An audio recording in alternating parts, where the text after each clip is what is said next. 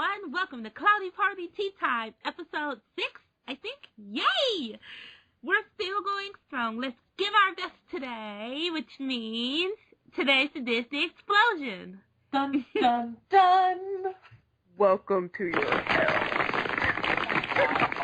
Campy. I couldn't help it. So, as you know, I'm Little Pie, yeah? Here with Vampy. Right. And Princess Oz. And laughing my ass off.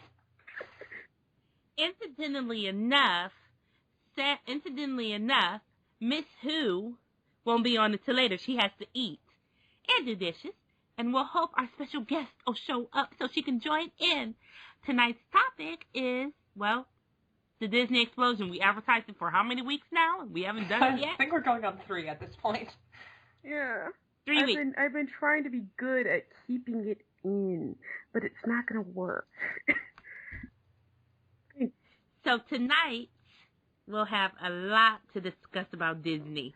We're telling you, if you love Disney enough that you want to one day become an animator, actress, or all that good stuff for it, we advise you to press the button on your Firefox, your Internet Lame Explorer, or your Google Chrome. Press the back button and turn off the podcast, turn off the computer, be a good child, and go and sit in the corner.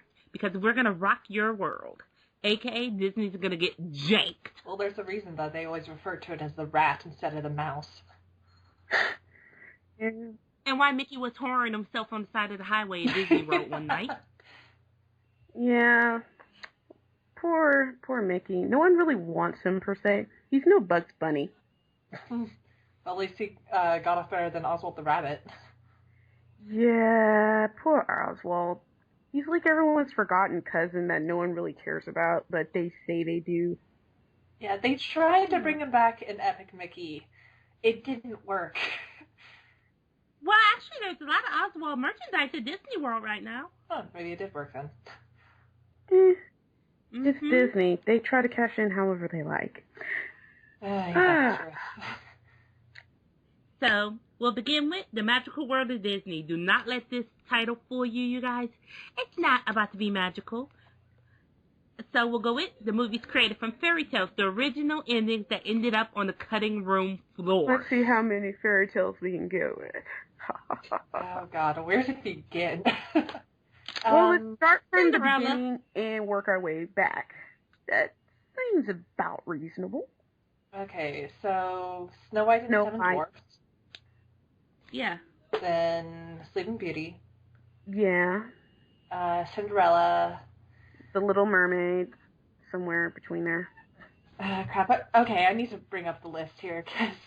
I'm getting it Well, now. this is mostly the Disney Princess line, but there's also Fantasia. Well, Fantasia doesn't necessarily count with the fairy tales, though. Yeah, Like, if we're going strictly fairy tales here, then that's basically the Princess line. Okay, so we have they're Snow never White. going to give up. So we have Snow White, Cinderella, Sleeping Beauty, The Little Mermaid, Beauty and the Beast, Aladdin, Pocahontas, Mulan, and The Princess and the Frog, and Tangled and Brave. And don't forget. And Frozen. No, don't forget Atlantis. Well, Atlantis, she's not a Disney princess, and we'll cover her in the next part of the podcast. That's very, very true. We're going to figure out why the hell Kidda, who became a queen before Elsa was even a thought in anyone's imagination. Yeah, I'm going to bring that shit up. You know this, right? Yeah, we'll wait for that. We'll wait for that. Yeah, I'm going to be sitting here playing with my ink pen. Shouting away. Alright, so if we want to go through the fairy tales and where they all screwed up, let's start at the beginning, shall we? 1937, Snow White, the first Disney movie produced. Oh, such a long time away. Just before which war? 1 or 2? 2, right? 2, yeah. Yeah, that's what I thought. Yeah, it was post World War I. The fact that I had to think about that is really pathetic. Oh, God. Well, it's because we don't think about it all the time, so it's like random information we forget. Oh, before I get into my lovely rants. Please, listeners, remember, we only criticize Disney because we want better. We love it, but at the same time, it can do better. Really. A lot better. Oh, God. You're a company of over billions and billions. You're not going to die if you do another movie about something that isn't. We're going to get that till later. Okay, so Snow White. Obviously, much lighter and fluffier, even though I would have to say that out of all of the Disney movies that were adapted from fairy tales, I'd say Snow White is probably one of the closest ones to the original story. More or less, I guess. Like, it's a lot closer than, say, Frozen. Yeah. I'm not even going to get into that. Let me put it this way. The ones that are closer to their origin stories is between Snow White, The Little Mermaid, and maybe even Mulan to an extent. Heavy on the extent. Yeah. Well, Mulan was real person. Yeah, but Disney made a whole... Well, we'll get to that later. Yeah. Anyway, back to Snow White and her strange beginnings, because there's like a few versions of this. Yeah, basically. Where do you want to begin? We can go with the plot. We can go with which version's which, and which version isn't, and, well, the Wicked Queen's punishment, which is lovely in both versions, to be honest. Alright, well, let's just stick with the original Brothers Grimm version. Yeah. Well, that's just the first editation. There are other versions of it that are out there, too. Vampy. What? Don't you dare. We'll be here all night. Yeah, exactly. And I do have class tomorrow. Fine. Okay, let's go with the Grimm brothers, who went across all of Europe and just made their stories more German-like, but okay. Alright, so basically, from what I can remember and from the synopsis I'm reading right here, this one is definitely extremely close to the Disney version. Or, I mean, the Disney version's close to it. Oh god, I'm gonna get tongue-tied, I just know it. This will be fun. Oh, shut up.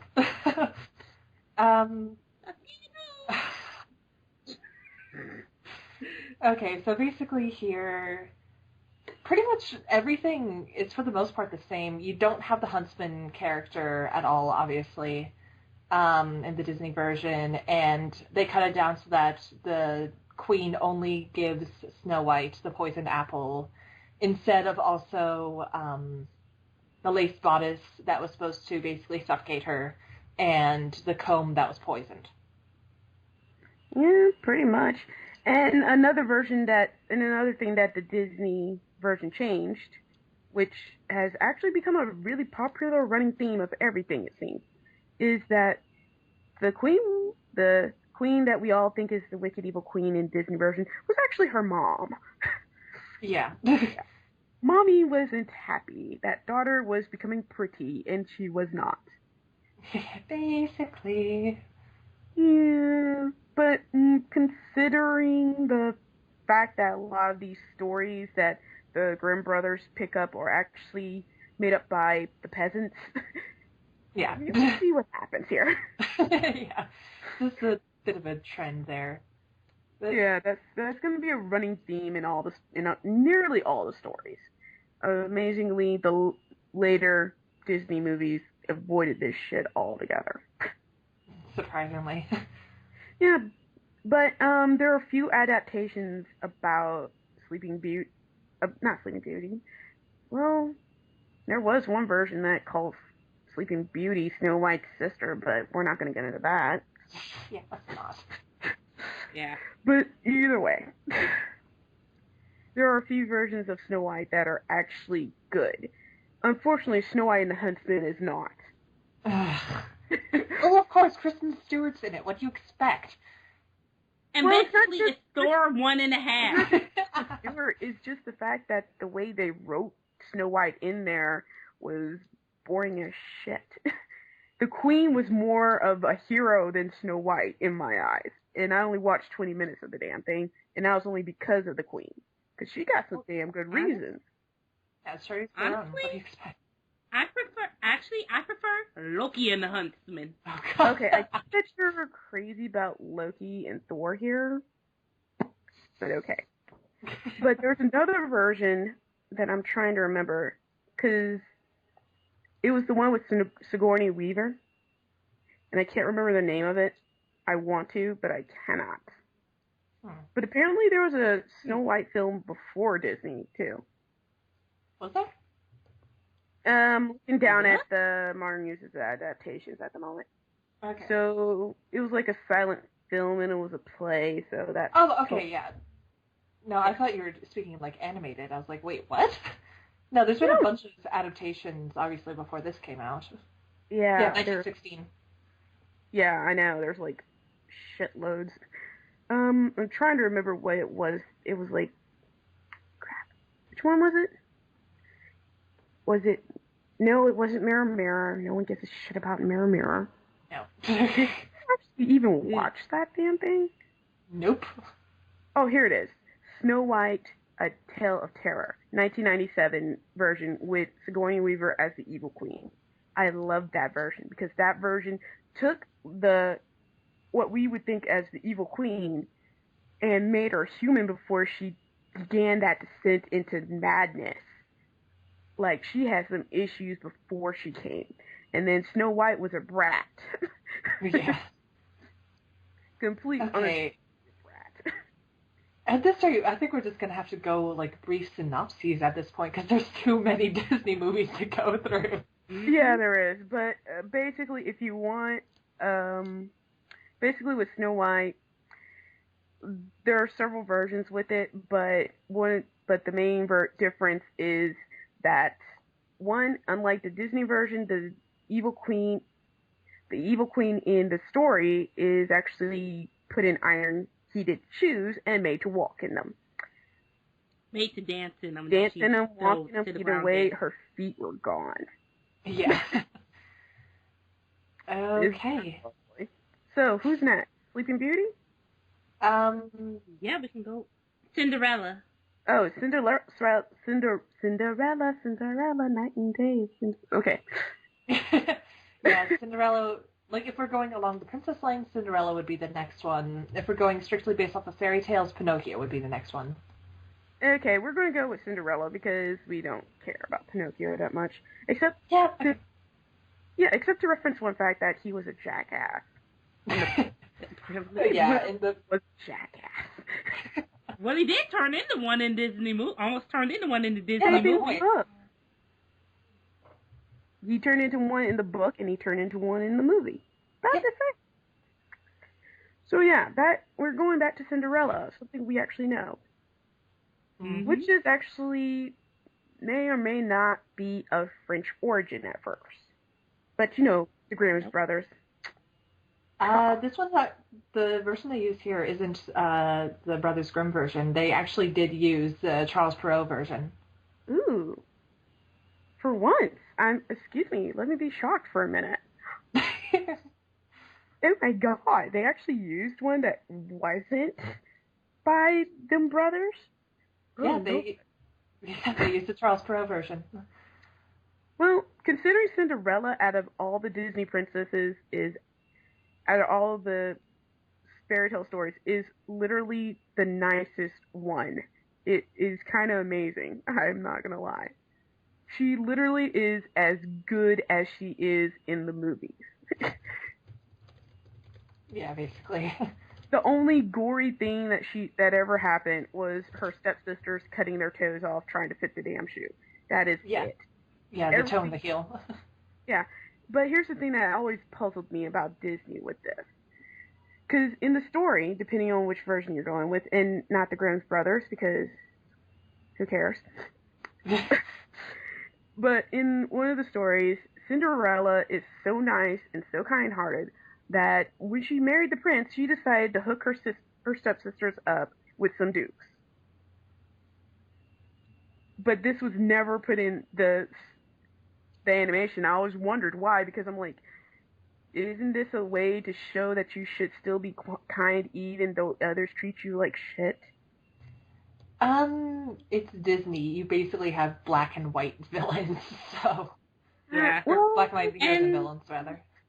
And one of the stepsisters got a happy ending in the sequel. Yeah, one of the sequels. There's so many damn sequels. See, here's the ironic thing. I actually like the sequels better than the original Cinderella because they actually gave Cinderella more of a personality in those.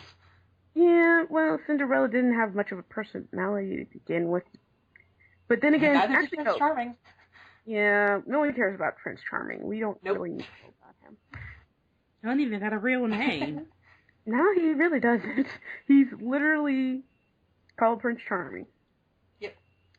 But so is the first Prince Charming. Well, actually, the first... Oh, from Snow White's Prince? I forgot his name. He had a real dorky name. He even has a name. Yeah, he does. Does he? Mm-hmm. I just forgot it. I forgot it. Okay, come on, Wikipedia. Yeah, save us. But let's go back to Snow White here. I mean, Cinderella. They're about the same to me. I'm sorry. And it's literally the prince. He has no name. Let me go to the Disney Wikipedia. Okay, so Disney gave him a name. Okay. But the Cinderella story set, though, the theme, with the evil stepsisters and all that, goes back way beyond France. It actually goes back to China. That's how old this whole your wicked stepmother thing is. Shocker. Yeah, I know. It goes far beyond what we got to see. It's older than dirt. Well, Disney is older than dirt. No. Disney ain't older than dirt. Disney just got lucky. Let us not mistake a company that's been around for somewhere between the 1920s and up for something older than dirt. That would be someone like Joan Rivers or something. Joan Rivers, if you're listening, we are so No, sorry. I'm not. If we get sued, it's your fault. We're not going to get sued for actually having an opinion. Joan Rivers is kind of nasty, to be honest. Inadequate, at least. Okay, next, carrying on. But anyway, Cinderella was a good story. It actually had an actual heart to it. And she was literally a good person. The only other changes, aside from the stepsisters getting married, was, depending on which version you're looking at, she didn't have a fairy godmother in one version. It was actually a tree. Yeah. That her mother was buried under, I think? Yeah, I think so. And so that's where she got all her stuff for each night, and she didn't have a curfew. She just chose to leave. Some people will even say she might have chosen to leave behind a glass slipper. I'm just saying. Girlfriend may be smarter than what you think. Yeah, there's actually a really good visual novel called Cinders that is basically, like, you can pretty much play through Cinderella, and there are a lot of different branching paths that you can do. Like, oh my god, it's, for one thing, the art is gorgeous. The music is amazing. And I love the fact that you can play Cinderella as more like the demure Disney-esque princess, or you can make her a total bitch. And it's wonderful. Yes, I know. Oh, man. But yeah, out of all the Disney line of fairy tale stories, Cinderella is definitely the closest to its origins, with just some minor things. Though I have to say my favorite version of Cinderella is Rodgers and Hammerstein's with Whitney Houston, Brandy, and everybody. Like, yes. Yes, our Asian Disney prince. And I think he was dating Brandy, to be honest. Well, they did have some on-screen chemistry, that's for damn sure. Oh, yeah. Okay, carrying on. Next in the animated lineup would be Alice in Wonderland. I think people beat that horse to death. Yeah. I mean, there's not much you can say. Yeah, and we're not even touching the Tim Burton version. Oh, God, please, Oh, no. No. Okay, then Peter Pan? Yeah, let's go with Peter Pan. Peter Dick, more like it. Oh, okay. What did Peter Peter do? Pan was a dick, okay? I'm sorry, but he was a dick. But to be fair, he was a child who never grew up. Yeah. Oh, so he's Michael Jackson. No, Michael Jackson at least acknowledges that he's an adult most of the time. Peter Pan basically cut off Hook's hand just because it was fun. And he'd, in the original story anyway, he'd go back and forth between fighting with the Lost Boys and fighting with the pirates. Because it was fun. And most of the pirates, at least according to some that have actually sat down and read the book, because I got bored after 5 seconds, to be honest. They say that some of the pirates are actually the Lost Boys that Peter kicked out or tried to kill. Yep. So, yeah, no, basically. Because I did read the book. My junior year in high school, we did Peter Pan, and I was the narrator, basically. So I actually went through and I read the book to try and pull more lines for myself. Because I didn't have, like, jack shit to do during that entire show, I swear. You poor thing. I feel sort of sad for you. Yeah, whatever. Yeah. But, yeah, the thing that I would talk about most is, well, there are several adaptations of it. The Disney one is the most known, and considering some of the things I've read about it, I was kind of like, well, at the time when I was a kid, I loved the movie because I was a kid, and we didn't have internet. What did you think was going to happen? But as I got older, the more I learned about it, the more I learned that Disney's racist as shit. Oh, God. The problematic shit with Peter Pan is so profound. It hurts now to think about it. Though I have to give sci-fi a hand for one thing, when they made their own little version of Neverland and stuff, they actually did their research and didn't portray them as caricatures. Thank you, sci-fi. You actually did something somewhat good for once. I'm actually flabbergasted. Yay! It's the apocalypse! Yeah, but I think, let's see, what was the other version that I loved the most? I gotta have to say, Hook. Oh, God, yes. Oh, Robin Williams? Oh, yeah, that was great. The only other times Robin Williams was actually pretty good at something that didn't make me want to hit a wall.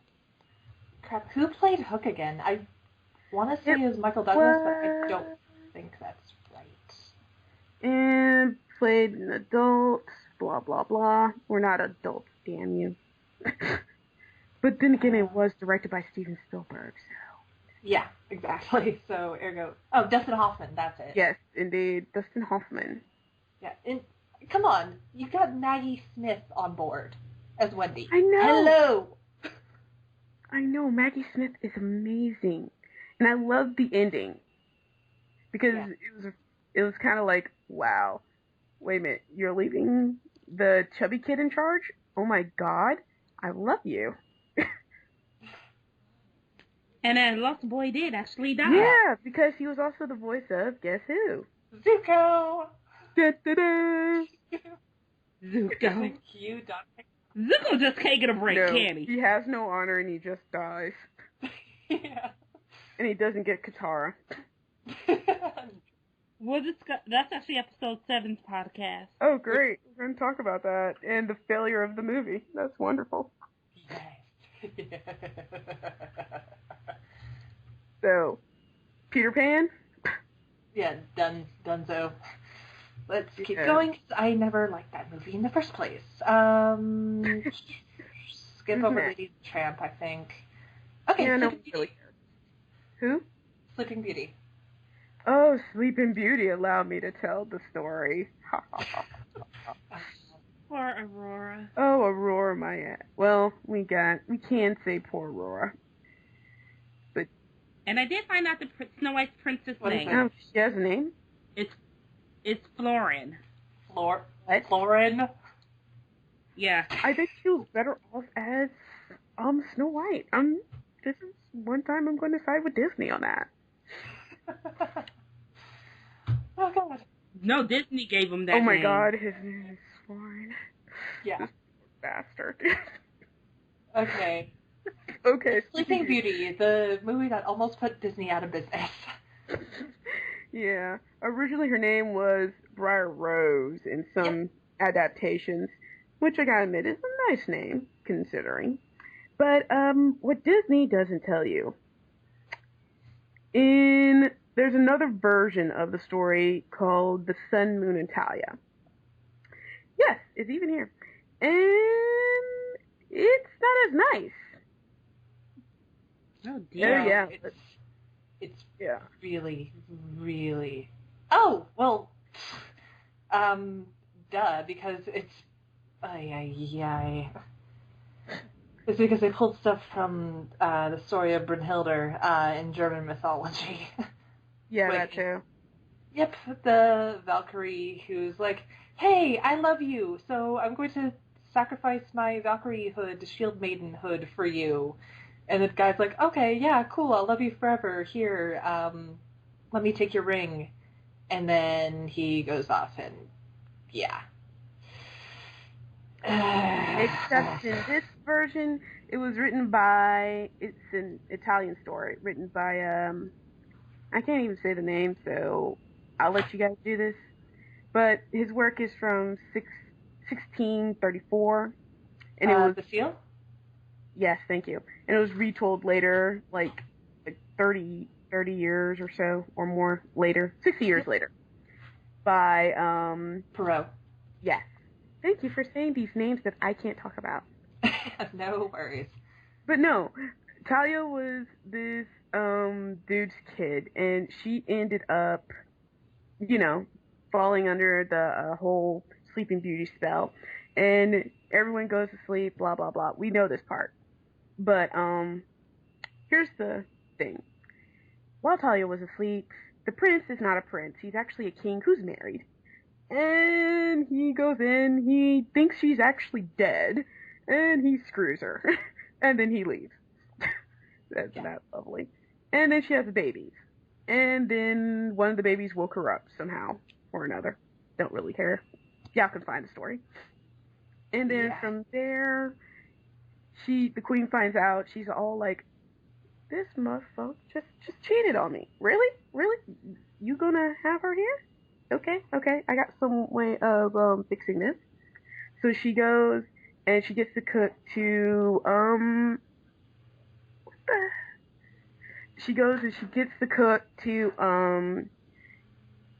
try and kill the babies, cook them in a pie so she can feed it to her husband. The cook is like, oh hell no, I'm not gonna do this. So he hides the babies, cooks lamb instead. And so she's at dinner thinking her husband's eating the baby so she can laugh about it. And then she tries to have Talia herself killed. And Talia's like, okay, you can throw me in the fire, but first let me take off my clothes. I mean, you don't really want this to take a lot of time, you know?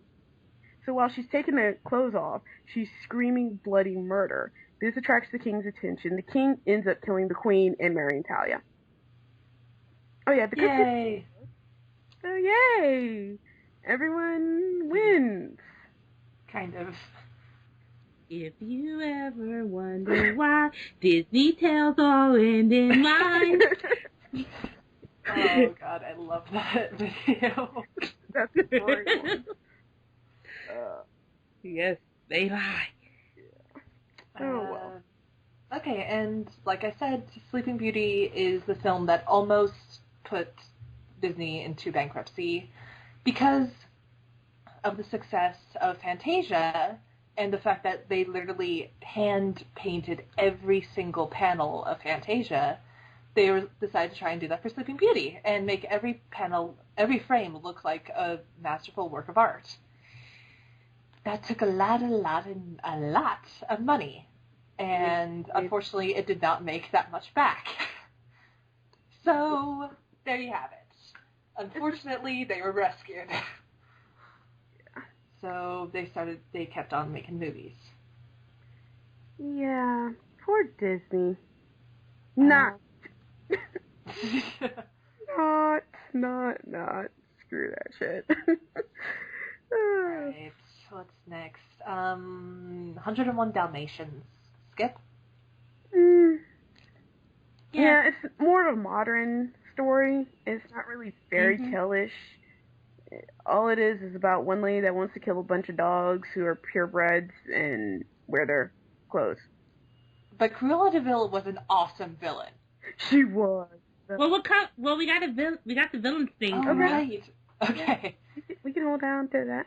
Anyway, as we were, who is next? Sword in the Stone? Sure, why not? I actually kind of like that movie a little bit.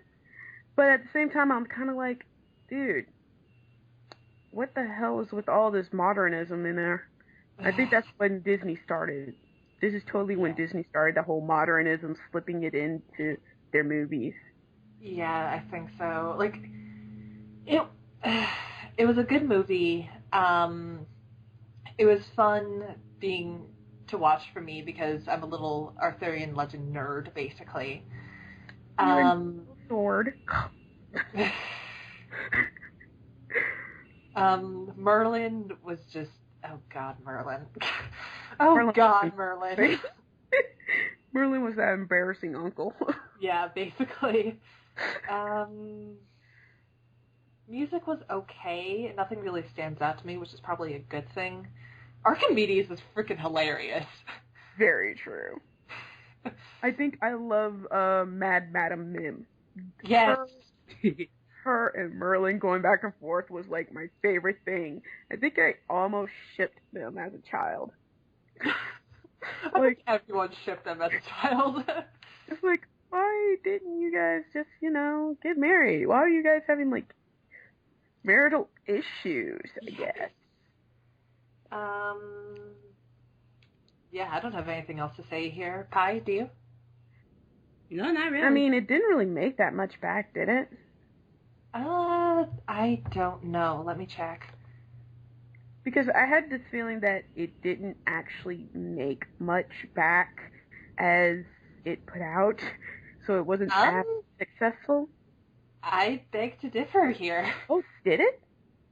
From what I see here, budget $4 million, box office $22 million. Yeah, that 1963. Well, yeah, that makes a whole lot more sense. Everyone was high in 1960s. Yeah. Okay, carrying on. Mary Poppins. Yes, no? Oh, God, poor Mary Poppins. Poor Mary Poppins. Okay. In his defense, thank God for Julie Andrews. Yeah, pretty much. The stage version is so much better than the movie version. Like, holy hell.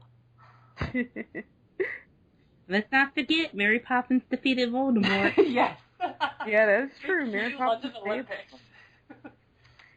But, yeah, from what I heard, the entire story of Mary Poppins, for those who don't know, was actually created by, what's her name? T.L. Travers. Yes.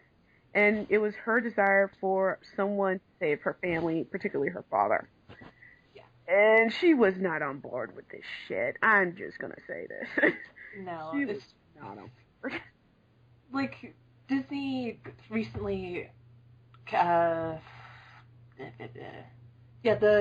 movie Saving Mr. Banks that came out fairly recently, portrayal of Walt Disney aside, because that's just, we'll get to that. We'll get to that. That was actually really interesting to kind of just see, like, the background of how this movie was made, like, all the stuff that went on with it, the backstory, of course, with Miss Travers and her whole spiel. Yeah, but, yeah, Mary Poppins isn't what you think, guys, especially if you have only gone into it going, oh, well, yeah, she's there to save the children, la, la, la, la, la. No. It just no. But Step in Time, hands down, favorite song from that movie. Yeah, I think everyone liked. Well, that one is Supercalifragilisticexpialidocious. Yeah. And the fact that why didn't Mary Poppins hook up with Bert? I'll never understand that. You know, as kids, we do think that way sometimes, though. But I'm actually kind of glad now in hindsight that she never did. Well, it was kind of implied that they had something going, but... Yeah, and in Disney World, they're always together. Yeah. But although Dick Van Dyke's Cockney accent, good God. Yeah. We tried. He tried. Yeah. But the making of Mary Poppins, that movie, Saving Mr. Banks, that movie. Oh boy. We'll get to that later. Okay. Next person. The Jungle Book. Oh God, if that isn't a book of problems. Yeah, let's keep just ignore it. Yeah, keep going. Yeah. The Aristocats. I actually like that movie.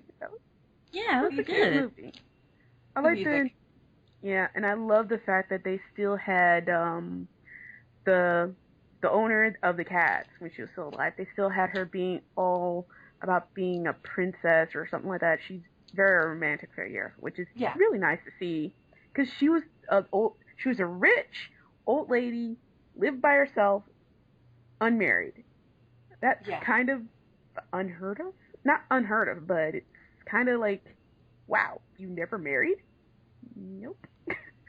Yeah, and retired opera diva too, from what I'm looking at here. So she would have been ideally, but hey, damn, good for her.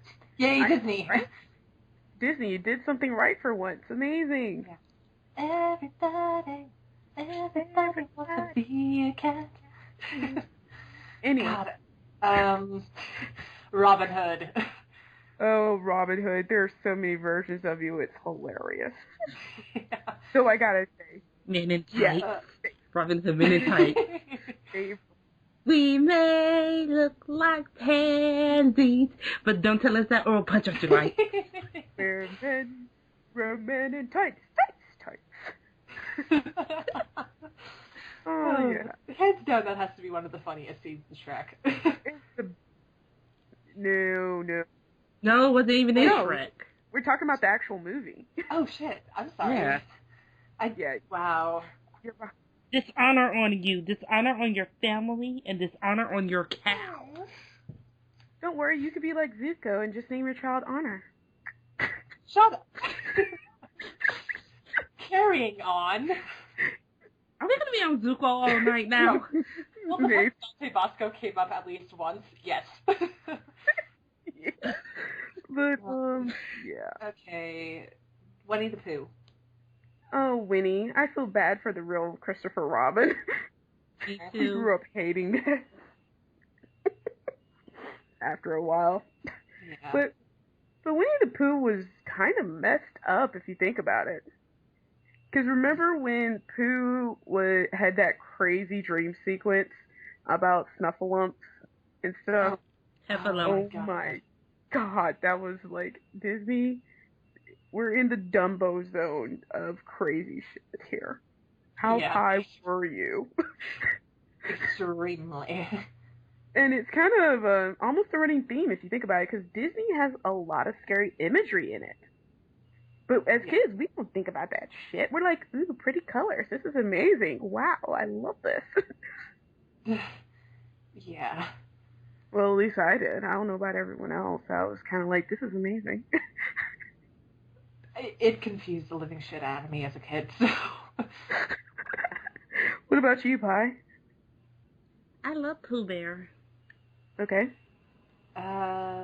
So it didn't confuse me or mess with me or anything. I just thought he was cool. Well, I was talking about the imagery overall. Oh, the imagery? It wasn't that scary. It didn't traumatize me. It didn't scare me. I'm just like, what? Well, I think it was only that particular scene that was kind of making me go, what? But I loved Winnie the Pooh and the Winnie the Pooh series that came out in the 90s. Oh my God, yes. Oh, yes. Winnie the Pooh Bear. Yeah, oh my God. You see that Disney was basically fundamentally part of your childhood, whether you wanted it or not. Basically. It was Winnie the Pooh series, Little Mermaid series, and the Aladdin series. Oh, we can save that Disney afternoon thingy as part of this Yeah, that is podcast too. too. Anyway. Okay. Hey, we're doing pretty good. I mean, we've only been at this for, 30, 40 minutes. Yeah, and we're already in the 70s. Awesome. 70s, blaxploitation at its highest. The Rescuers. Oh, I loved them. Rescuers Down Under and The Rescuers are the most underrated films of all of Disney's franchise. They really are.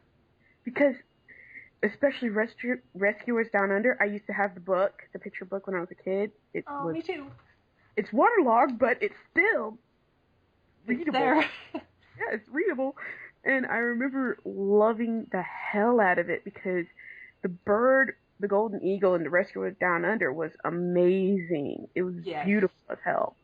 And in the Rescuers, when you try to save the girl, what's her name?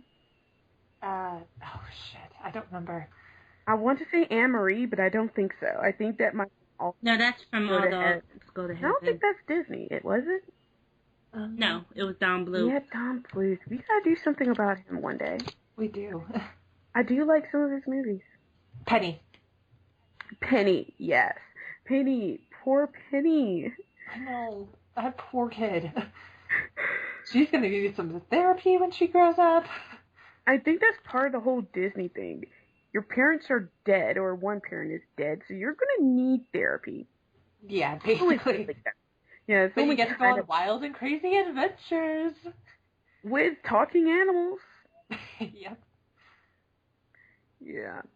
But I like the idea of the Rescuers, because they do all the emergency situations that other people can't do, and it's really nice to know that they can do it and stuff. Yeah, Kind of cute. Who's Next, after this? Fox and the Hound. Oh God, if you want to cry. Yeah, basically, that's just. Let's just leave that one alone, I think, because that one's just. Mm-hmm. Let's also do the same thing for Bambi, because wow. I think we skipped over Bambi already. Yeah, we probably did, because strangely enough, out of all the villains, the hunter that killed Bambi's mom is still ranking number 1. I'm right there with you. Oh God. Eating Tron. We're not even touching No. That's live action, yeah. so. It was, for its time, it was great. Yeah, Tron Legacy can go die in a hole. Let's just keep going. The Black Cauldron. You know, that was a good movie, actually. A little bit underappreciated, I guess. Mm-hmm. I mean, it wasn't the greatest thing, but it wasn't terrible. It should have made more than it did. At least I thought so. I never seen I it. haven't seen it either. Oh God, you two poor children. I'm sorry. Like, I've seen clips from it because I recognize some of the character models, but I don't think I've seen it all the way through. I have. Fix that. I've actually have, and I've also seen. Wait a minute, Princess and the Goblin isn't a Disney movie either. Sorry. No. I'm sorry. Don Bluth does so many nice things. I know. Okay, next. The Great Little Mermaid? No, The Great Mouse Detective.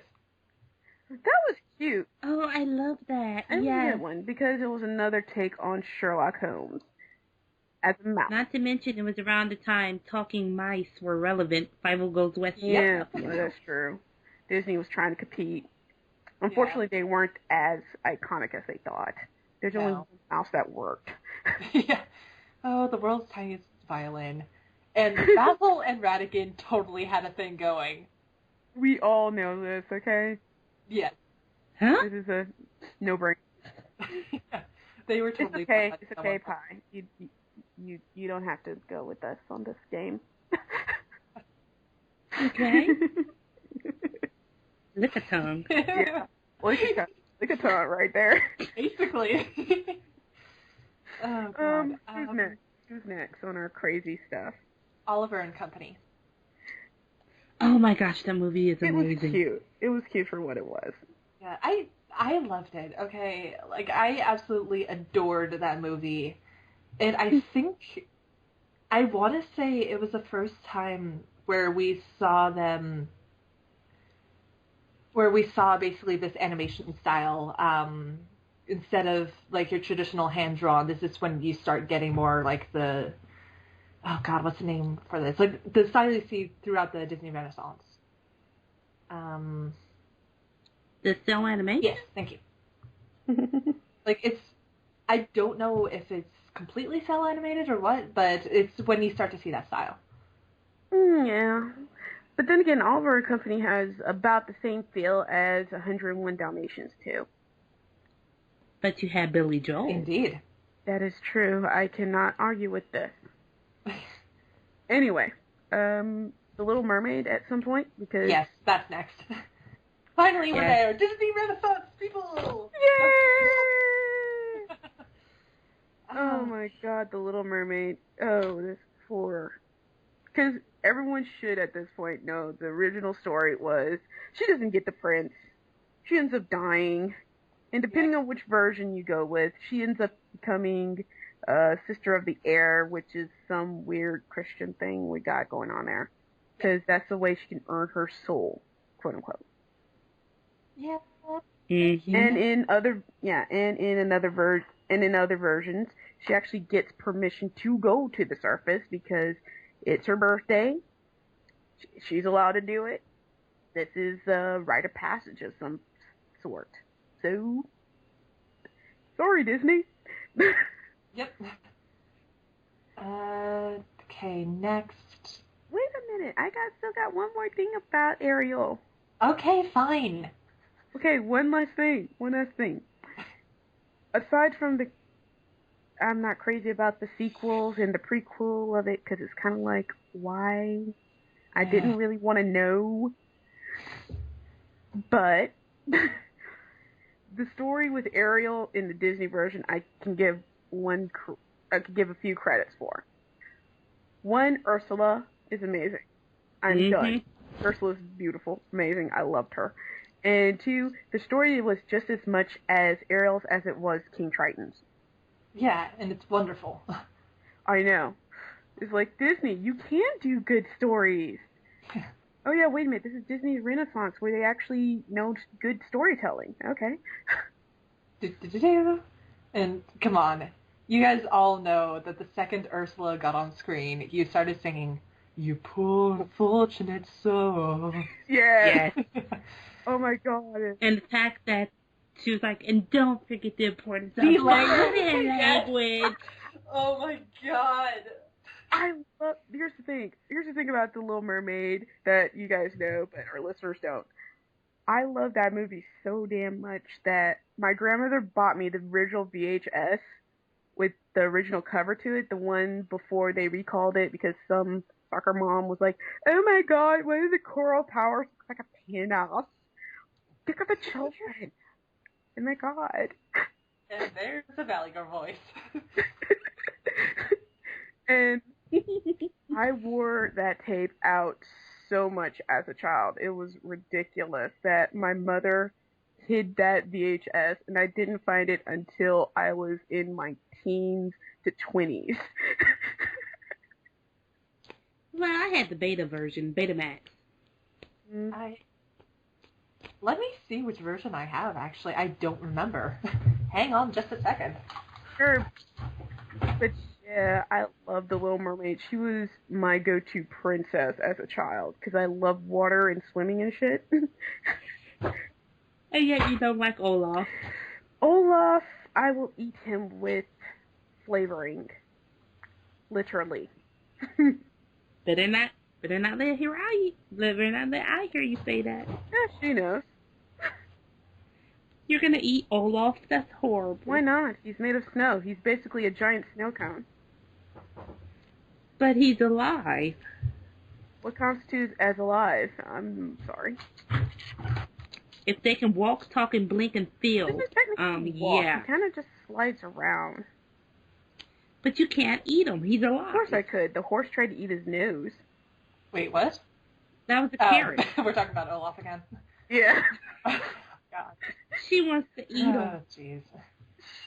What? Just think about it. I just put random, beautiful, colorful flavorings on him, and when he's not looking...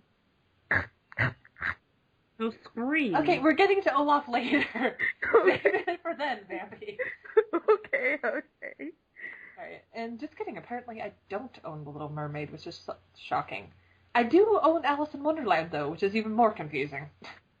Oh, I have that. I have Pocahontas, The Little Mermaid, of course, and all of Lion King. Yeah. I've got, like, a bunch of old Disney movies on VHS. It's really kind of funny. Okay. I got a lot of them on DVD. Alright, carrying on. DuckTales the movie. Oh my god, I love that. Okay. DuckTales, well, we'll have to cover DuckTales in the Disney afternoon segment. That's a whole different thing of childhood loveliness. Yeah. And also, DuckTales Remastered, the video game that came out last year. I know for a fact it's on PS3 and Xbox. I want to say it's on the Wii as well. Nope, Aw. I don't think it is. I have to check. Holy hell, is it fun. And they added the voice cast back in. They have almost the original voice cast from the TV series. Like, holy hell. It's amazing. I think the only game I've played from that type of world was Darkwing Duck. And God, was a pain in the ass. Yeah, it was. Anyway. Okay, carrying on. Rescuers Down Under. We carry... No, I don't think we've missed anything. Okay, let's keep going. So who's next on the trip? Beauty and the Beast. Beauty and the Beast. And we're going to completely ignore the Christmas specials and other things. Thank you. No one cares. I have to admit, I don't really know much about the original telling of Beauty and the Beast, except, aside from what my grandmother told me when she read me Storytime. Yeah, there's like a lot of different versions of Beauty and the Beast. Like, there's one where he keeps her in the dungeon for a long while. Yeah. But I gotta admit, with Beauty and the Beast, I think the real villain with Gaston was probably, I have to agree with some people, he's probably more terrifying than most, because, think about it, Gaston was a villain, but he wasn't a villain. In the sense of, the villagers supported him. Yeah. That's what makes him terrifying. Yeah, exactly. I was able to get an entire freaking mob to follow him. It's not just that, though. No, but... Think about it. About the point in time that they're trying to, quote, imitate a certain era. He's basically the best-looking guy. He's a great hunter. Supposedly, he's probably rich, actually. Not that bright, of course. Of course. With good looks, apparently in Disney, you don't always need to be so bright. Nope. But think about it. He's basically that little asshole of a douchebag that everyone wants you to marry because they think you would make a great couple. Yeah, basically. And nobody falls off a building like Gaston. Yeah. But, yeah, Gaston's kind of terrifying because he's basically every man. He really is. He's like the wish fulfillment of a lot of guys. So nobody fulfills wishes like Gaston. Yeah. So it's kind of scarier than most of the other Disney villains because he's within the realm of reality, actually. Nobody defies reality like Gaston. He doesn't defy reality. He is part of reality. That's what makes him terrifying. Nobody terrifies the world like Gaston. Okay. I'm about to kill you, okay? Nobody kills me like Gaston. You. But no, Okay. Gaston is a real life villain that is someone I hope to never run into. Yeah.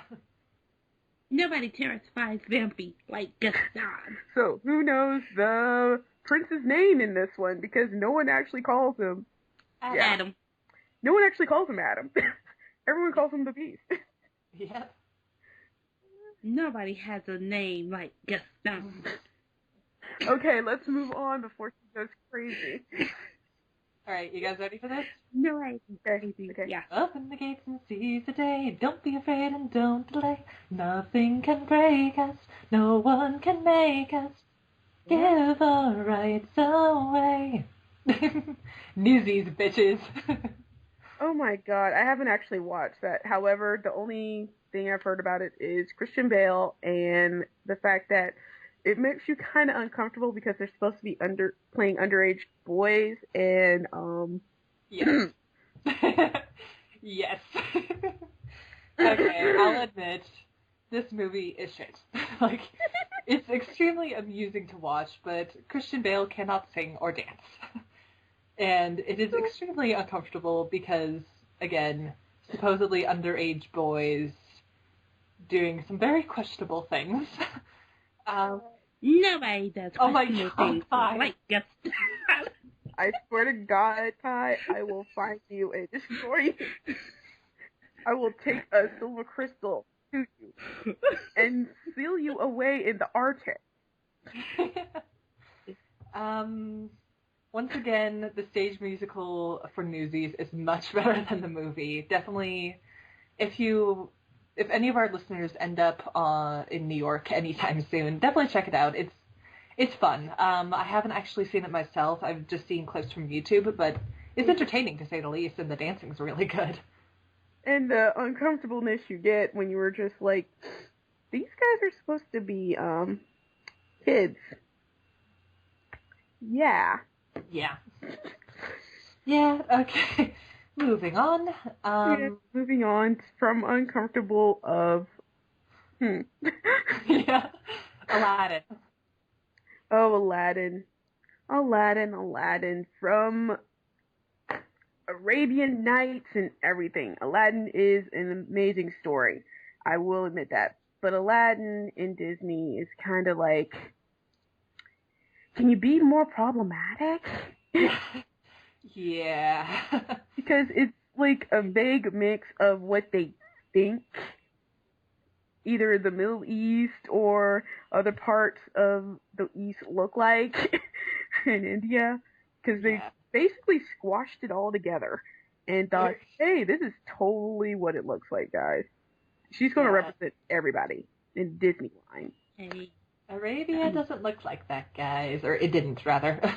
And not to mention, the blatant ripoff of the Taj Mahal is kind of obvious. Yeah, I know. Even though you don't see that style of architecture outside of India, as far as I know. I know, as far as I know, too. But what do I know? I'm not an actual... Prince Ali, where could he be? Drowning in wild. Oh my god. I am done with you. Just let it go. But here's the thing. Aladdin has a very long story to it. It's kind of amazing. Especially since the original Aladdin, well, it may be also Mickey's... Sorry, go ahead. Sorry, what were you saying? No, I was going to say, Aladdin and the Wonderful Lamp, like that tale itself in 1001 Nights, it's not that long. So they had to add a lot here. And personally, like, I always just see it as kind of like just based on the concept of from the story from 1001 Nights. I do kind of enjoy the fact that out of the sequels, they did try and bring in Alibaba and the 40 Thieves, although they totally screwed it up. Yeah, but here's the thing also. Aladdin is actually not Middle Eastern. He's actually Chinese. What? Yeah. What? The original Aladdin is actually Chinese. Okay, Even though you're gonna have to. Oh, okay. Here's the thing. fuck, you're right. I told you. And in some stories, he actually has 2 lamps.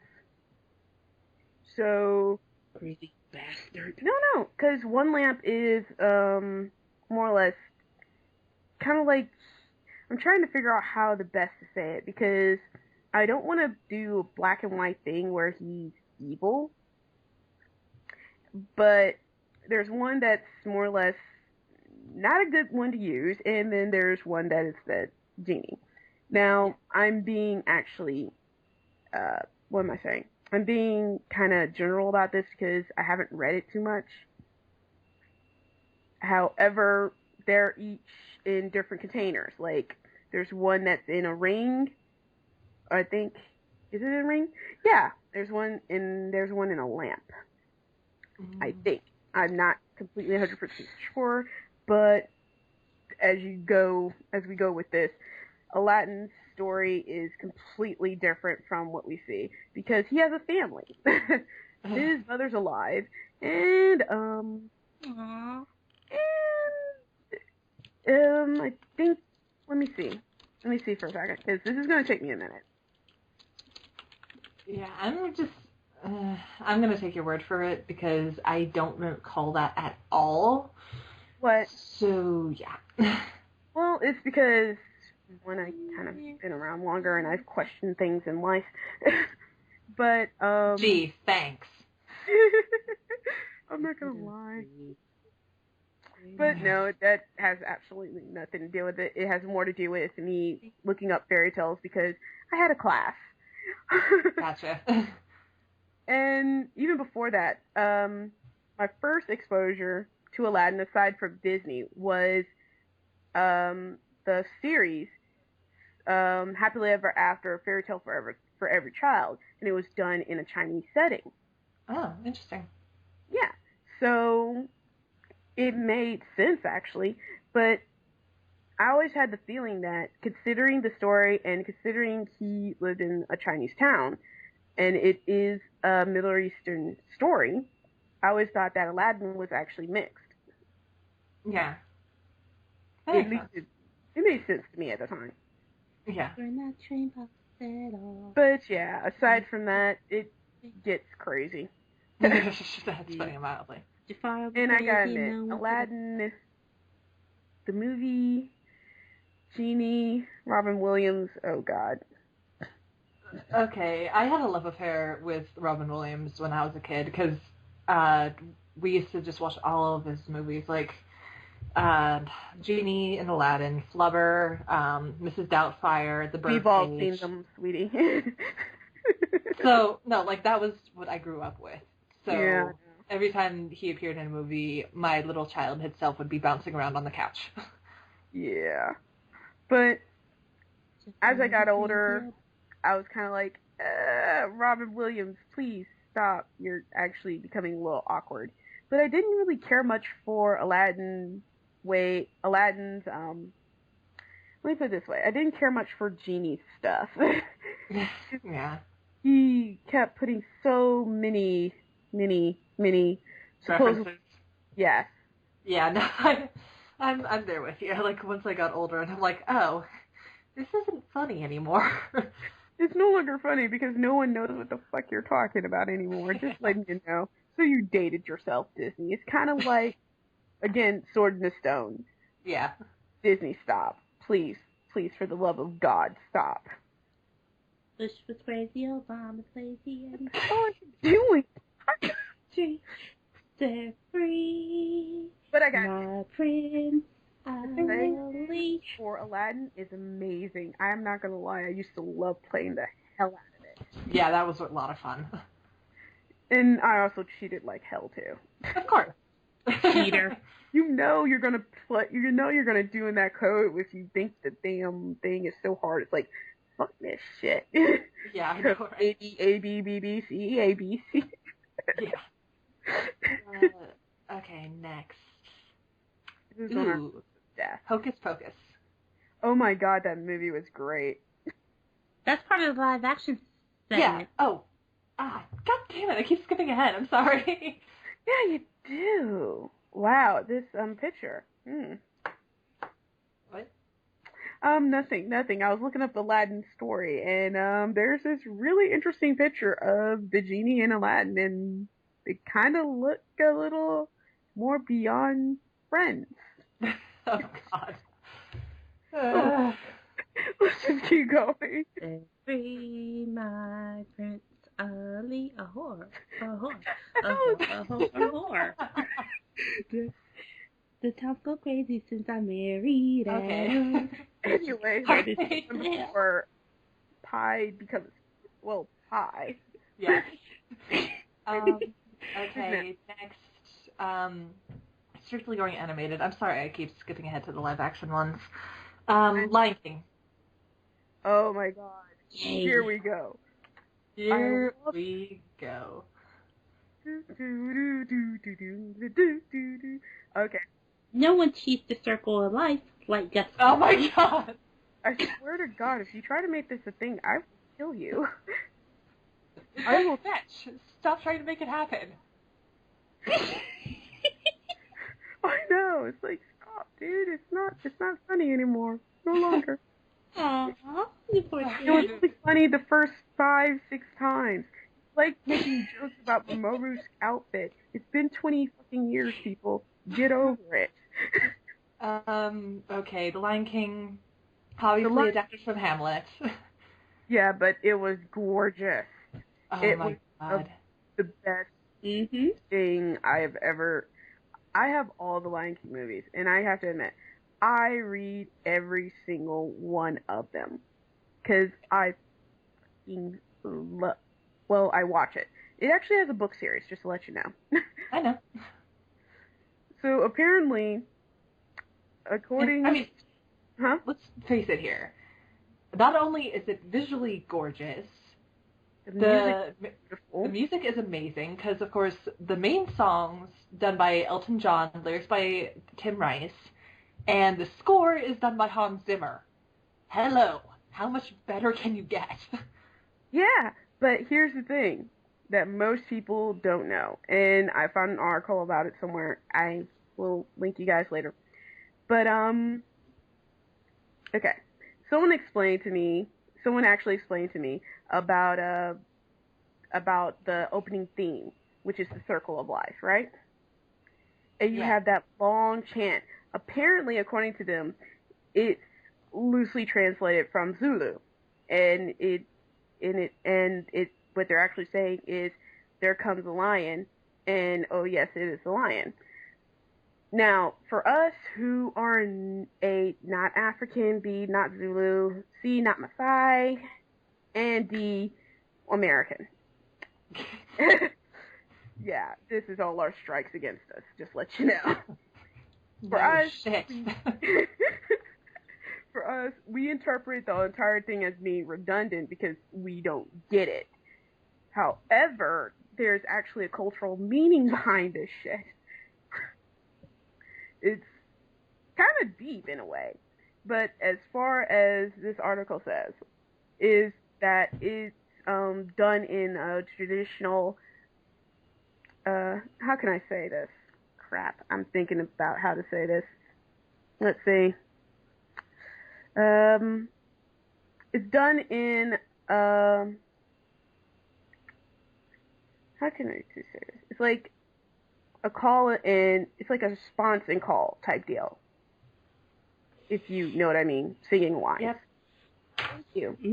And so the entire song in the opening is actually about the initiation rites of a young Maasai man, because this is what Disney based this off of loosely, the song. And it's about him telling his elders that he is going to go, it's about him telling his elder about a lion that's coming. And in the tradition, according to the article, is that the initiation rites of what you go through for adulthood and stuff like that, they kill a lion, and the lion represents an adversary. So when they're saying, "Here comes a lion," oh yes, it's a lion, it means here comes the adversary. yes, this adversary, and the young man is supposed to kill it as a sign that, he's going to conquer it. And that's actually one of the missing lines to the song is, we're going to conquer. Well, that is, yeah. Yeah. So that's one of the things I found that was interesting. And it makes sense now because people, especially in the context of the song now. Yeah, because, definitely. Yeah, because, they're singing it's the circle of life. And it's also, part of the song is talking about a young man going through adulthood. A Messiah young man at that. Yep. Mm-hmm. And if you didn't cry when Mufasa died, you did not have Yeah, it. basically. Yeah, I think we cried at that point. But I loved Scar's song. Be prepared. Yes. And if you ever... Sorry, go ahead. No, go ahead. No, I was going to say, I freaking love that song. It was my audition song for the Stage and Screen Acting program here in college. I got in. Aww. And... Oh, yay. Well, I quit a year afterwards because I just couldn't take it anymore. But that's another story. But, yeah, literally, God, I fucking love that song. It's such a good villain song. It is, and you should, and I encourage listeners to try and hear it in the, what was it? It's either Swahili or Zulu. Zulu. In Zulu on, It's on YouTube. And it sounds pretty amazing no matter where you slice it, I'm sorry. Yeah, no, that one, and then I think there's an Arabic version as well. That's just, totally badass. It's no matter where you go, this song is badass of the badass. There is no song in The Lion King that is terrible. Except maybe Can You Feel the Love Tonight? Yeah. Just a little. Just a little. That was that word bait song. What do you expect? Yeah, that's true. And terrible. I never... Holy hell, how did I never realize this? Rowan Atkinson is Zazu. Mr. Mr. Bean is Zazu. I never realized that. That's because Mr. Bean doesn't talk much. I know, but, I've heard Rowan Atkinson speak in other roles, and I didn't recognize the voice. Oh, yeah. You know the guy that does, Scar's voice? Yeah, Jeremy Irons. Yeah, guess what he's gonna be? Shit, you told me. I totally forgot. In the new upcoming Man of Steel. He's gonna be Alfred. Yeah. And... Yeah. Perfect. Okay, carrying on, because I think... Yeah, anything to add here? Are you alive, Pi? Yeah. Okay. We had to make sure. I'm saving my Circle of Life joke for if we get to the Emperor's New Groove. Oh, God. Okay, next. A Goofy movie. I think we can skip that. Amazing. Yeah, it was good, but I think because, of course, it's based off of Goof Troop, which is the afternoon TV series, so... Save it. Then... Pocahontas. Oh, God. Disney, this hurts me so bad. Have you ever held the intros of an Englishman? Beat the beating heart of savage men. That's lovely. But no, with Pocahontas, the video game was nice, actually, to be honest. It was nice visually and musically, considering it was a Sega game, just like The Lion King, which is a nice game. Impressive. I just heard someone fall. No, that was me scooting my chair. Anyway, so Pocahontas. Come on, guys. I think a lot of us have at least had not even elementary school, but middle school or high school knowledge of how bullshit this story is. Yes. Come on. She had literally nothing to do with John Smith. And to top it off, he is a pedo bear. No shit. What? That... Can you shoot an arrow through a French guy's eyeball, or blue? Can you paint with all the colors of these men? But no, this is one of my gripes about Disney. It's going to be forever my gripes, but I'll save this for the representation part because, good God, Disney, you fucked this up so horribly. Even though visually it is so beautiful, but it's so sad that it didn't make as much as they hoped it would. Yeah. Visually and musically, it's gorgeous. It's like amazing. But See, I don't know. I never really liked Pocahontas at all, to be totally honest. It wasn't on my top favorite, but I liked it. I liked it. Didn't get I like all princess movies. yeah, you're undiscriminating with your taste, to be honest. Yeah. We love you. Yeah. Okay, and I find it ironic here that you guys are insisting on referring to me as Princess I, and I'm the one giving the princess movies the most shit. Yeah, but you're a princess. Vampire, Yeah. what did you expect was going to happen? Actually, I'm the loose vampire woman, but still. Yeah, and I'm a cute pastry. Yeah, she's featured in everything, so it doesn't matter. Yes, it's true. But I gotta admit, the Drums of War has to be one of my most favorite moments in Pocahontas. Because I kind of have a thing for 3 different choirs going at it with that song. It's kind of like amazing. I love that. I'll take a word for it. I honestly don't remember it. Oh, believe me, once this podcast is over, you're going to hear it. I'm not surprised. Yeah. Oh dear. But, yeah, Pocahontas gives me so many Great. and mixed feelings, especially when they relaunch that princess line, and it's like, Disney, stop. Yeah. Stop. And we're not even dealing with the sequel here. Just it sucks. Enough said. Yeah, the sequel does suck, Mm-hmm. and it doesn't. I'm not quite. I don't really actually remember how it ended, but I do. Oh, How I did do. it end? John Rolfe stayed with Pocahontas. That's it. Mm-hmm. Well, here's how it actually happened for her, depending on which version you're going with, because I didn't actually research her too deeply, but I know enough to be like, wow, her life was sucky at some point, and some people kind of consider her a traitor too. So it's kind of like she has some conflicting facts in her life. But one thing I do remember hearing about is that she did have a child with what's his name? John Rolfe. Coco. Oh, She had a child with him. really? And by her people's standards, she was married to him. However, by English and European standards, they're savages. Of course they're not married. Like, oh my god, are you serious? Oh, cute.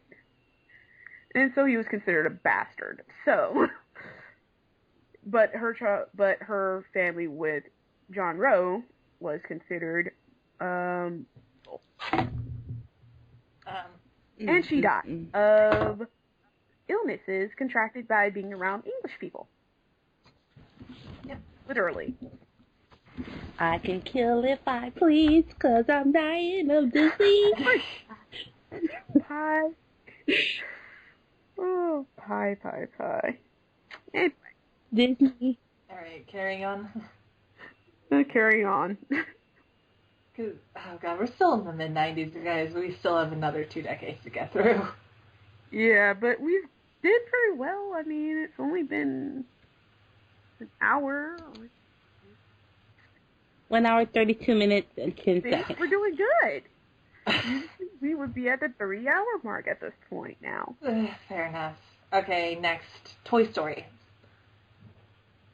Well, we were going to save that for a Pixar podcast. Yeah, Okay. say that for Pixar. Alright. Yes. What? Hellfire.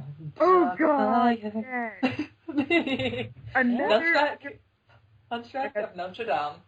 Yes, another Oh, underrated movie that got a sequel that no one wants to remember. No. But God, no, no. based upon the book. And we'll hopefully we will be getting a U.S. premiere of the Broadway musical sometime soon. I hope so. I heard the German version, and oh my God, it's good. Sounds interesting. Now, Notre Dame is a very interesting movie because I liked it, but I wish they would have kept his stone goblin people as, part of his imagination. The gargoyles, yeah. Yeah, that would have been actually way better than having them actually be alive. Just saying.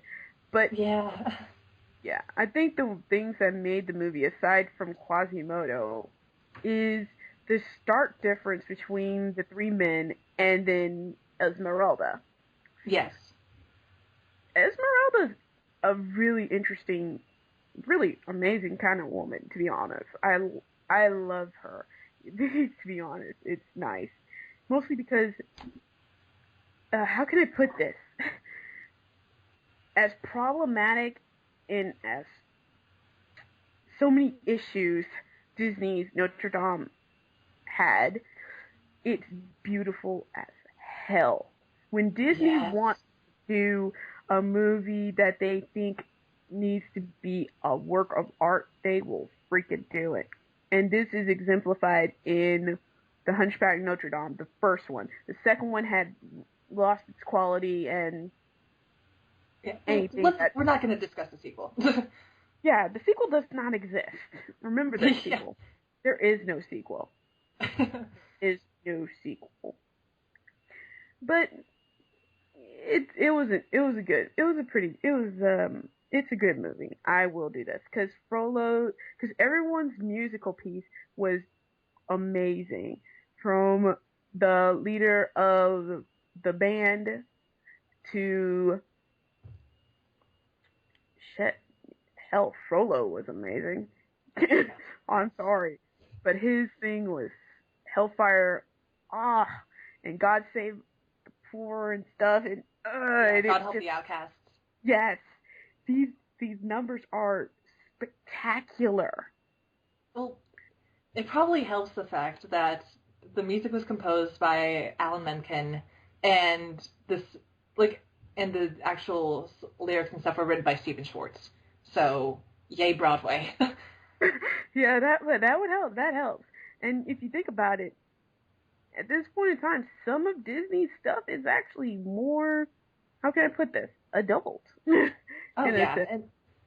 And I mean, considering that they were actually able to, somewhat successfully adapt the actual book by Victor Hugo, who's the guy who wrote Les Miserables. So, you know what you're getting into there. Oh my God, obviously, compared to the book, Hunchback of Notre Dame might as well be, it might as well be, your lightest and fluffiest Mickey Mouse cartoons in comparison. Because the book is dark. It's really, really dark. In the book, Frollo rapes Esmeralda. Lots more death, doom, and gloom. Phoebus, I think the captain of the guard, his name is. Yeah, he dies. Quasimodo dies. It's. But oh my God, I love this movie to death. It's so beautifully done. Of course, the music is to die for. I love the fact that they have the whole major choir in there. With the organs going and everything. Every scene within Notre Dame itself is just, God, it's beautiful with all the stained glass. I love it. Pretty much. Pie? Mm-hmm. What'd you think? If you've ever seen it? I really didn't like it that much, but that's just me. Yeah, I keep forgetting you, frilly princess. I'm joking. I love you. Oh, Rampy, I think you and I have actually officially taken over this podcast. Did I? Wow. Okay. We're both doing this. Okay. Let's do this. Yeah, sorry, Pie. Sorry. Yeah. Oh, it's fine. I'm just enjoying it. Okay, who's next? Hercules. Oh, Hercules. Oh, So much yay. shit was wrong with you. Oh, I God. can't say anything bad against using the gospel choir version. I can't. This Let's gladiator, Hercules. Hercules. Okay. And the TV show with this was also awesome, but we'll get to that. Yeah, Mm-hmm. I don't think I played the video game, but I had the toy. Yeah. Okay, obviously, Greek myth. What's this Greek myth of which you speak? I was in for one hell of a shock because, let's see here, in 1997, I was 4 when this movie came out. Oh, that's so Oh, cute. Actually, yeah, I'd literally just turned 4 the month before. How old was I in 97? Shit, where was I in 97? Oh, dear God, why? Let's see, you were 4? I'm doing some minor calculations here. Why? Let's see, I was Why did you do probably in middle school. Oh my Maybe? I God. don't know. I don't remember. I have to, calculate this. Because it's I like, was wrong. What's wrong with Disney? Why, What Disney? happened? Why? what? Tinkerbell. I just saw the new redesigns for the fairies. It's horrible. Calm yourself. We will get to them. We Yeah. will get to that monstrosity that they did with Tinkerbell and the rest of these guys. It's quite sad. Let's see. The redesigns. Why? Okay. Oh Anyway, yeah, back now to I know. I was Hercules. 11 at the time when Hercules came out. So I was getting out of. I was 5th grade, almost going to 6th grade. Oh my God. I was. I'm Yeah. I know. Okay. Anyway, Hercules. Hercules. I think around age 7 or 8 is when I started really getting into mythology and stuff. So, needless to say, when I started looking up the original myth for Hercules, I'm like, It's hilarious. oh, No. oh, wow, oh, okay. When I was a kid, I was already up into mythology and stuff. And then you also had Kevin Sorbo as Hercules in The Adventures of Hercules, and also Xena in Yes. Xena the Warrior Princess. So, considering these were the biggest things ever in the 90s, you can understand why Hercules may not have done extremely well, but it did moderately well. Yeah, exactly. And Hercules, oh god, when I watched it as a kid, I was confused as hell. No, I am not surprised. I was confused. I'm like, why is Hercules Hera's son? He's not her son. What's going on? Didn't he kill his wife? What's going on with this? I don't get this. Yeah, and, oh my God, James Wood as Hades. Props to you, man, because Hades was easily my favorite part about that entire movie. Indeed. God. Aside from the music, Hades was amazing. Yes. Not to mention at the in the House of Mouse, him trying to pick up Melissa. Oh my God, yeah. OTP. No, so I loved, as I was playing through Kingdom Hearts, I think we'll get to that later, hopefully. Yeah. Because Kingdom Hearts, I need to talk about this game. I'm sorry, I love that series to death. I know. Every time Hades and Maleficent were in the same room together, I'm like, hee. But yeah.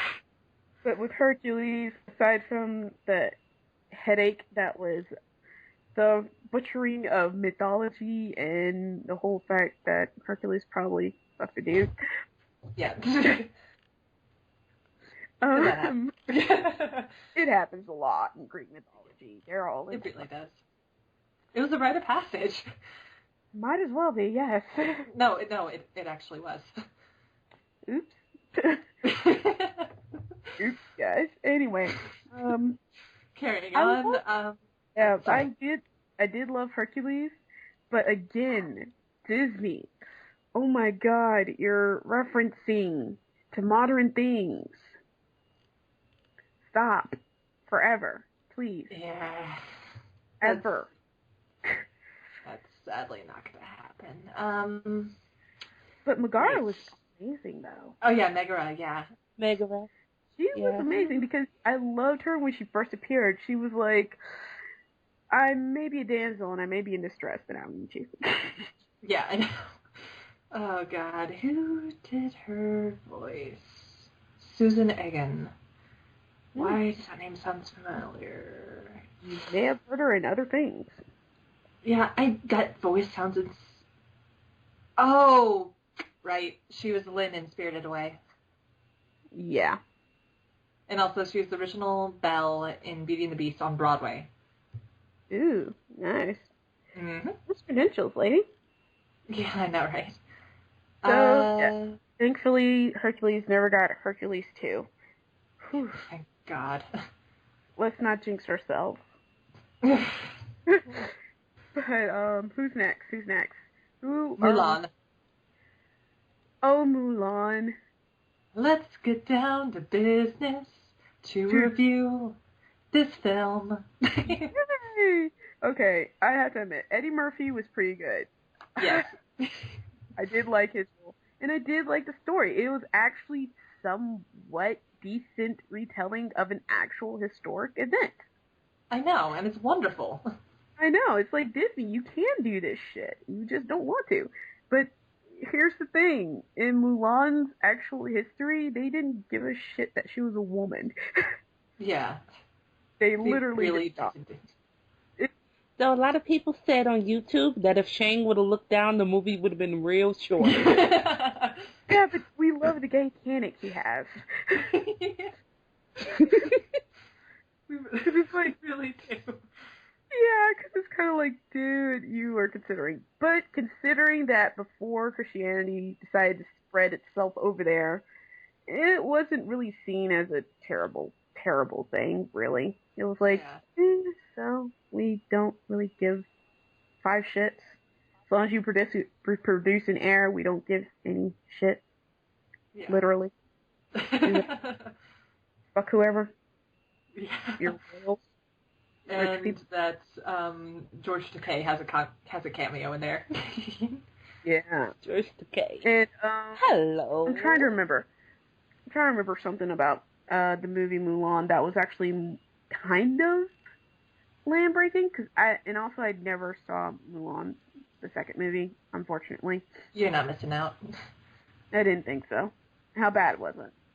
It wasn't that bad. It wasn't that bad, but it wasn't good. Well, in a scale of Disney's Beauty and the Beast musical to The Hunchback of Notre Dame 2, how bad does it sit? It's kind of like halfway there. Like it's meh. Okay. Let me see if I can find it, because there's something else that I was going to add to that. Okay. The guys who help Mulan in the army get girls. Oh yeah. And it's cute. Here it is. It's B.D. Wong. And you know who he is. Yep. You don't, do you? Oh, cool. His birthday is just after mine. That's amazing. No, B.D. Wong was also part of Law and Order Special Victims Unit as Dr. George Hung. Oh, yeah, okay. In a lot of stuff, but he's most memorable in that, and he was the voice of Shang. Yep. And, contrary to what most people think, oh yeah, he was also in Oz, which I did love. I did love him in Oz. And he was in Kim Possible. Yep. Only one episode, though, unfortunately. Same thing with Jackie Chan Adventures. But, and then he was also in, oh my god, did Fairytales for every child just kidnap everybody? Because apparently he was Aladdin, the Genie, and the Wolf. He's surprised. No, I'm vaguely surprised because I don't really know his work history. So when I find it, I'm just like, whoa, dude, he's amazing. And I forgot he was in Jurassic Park.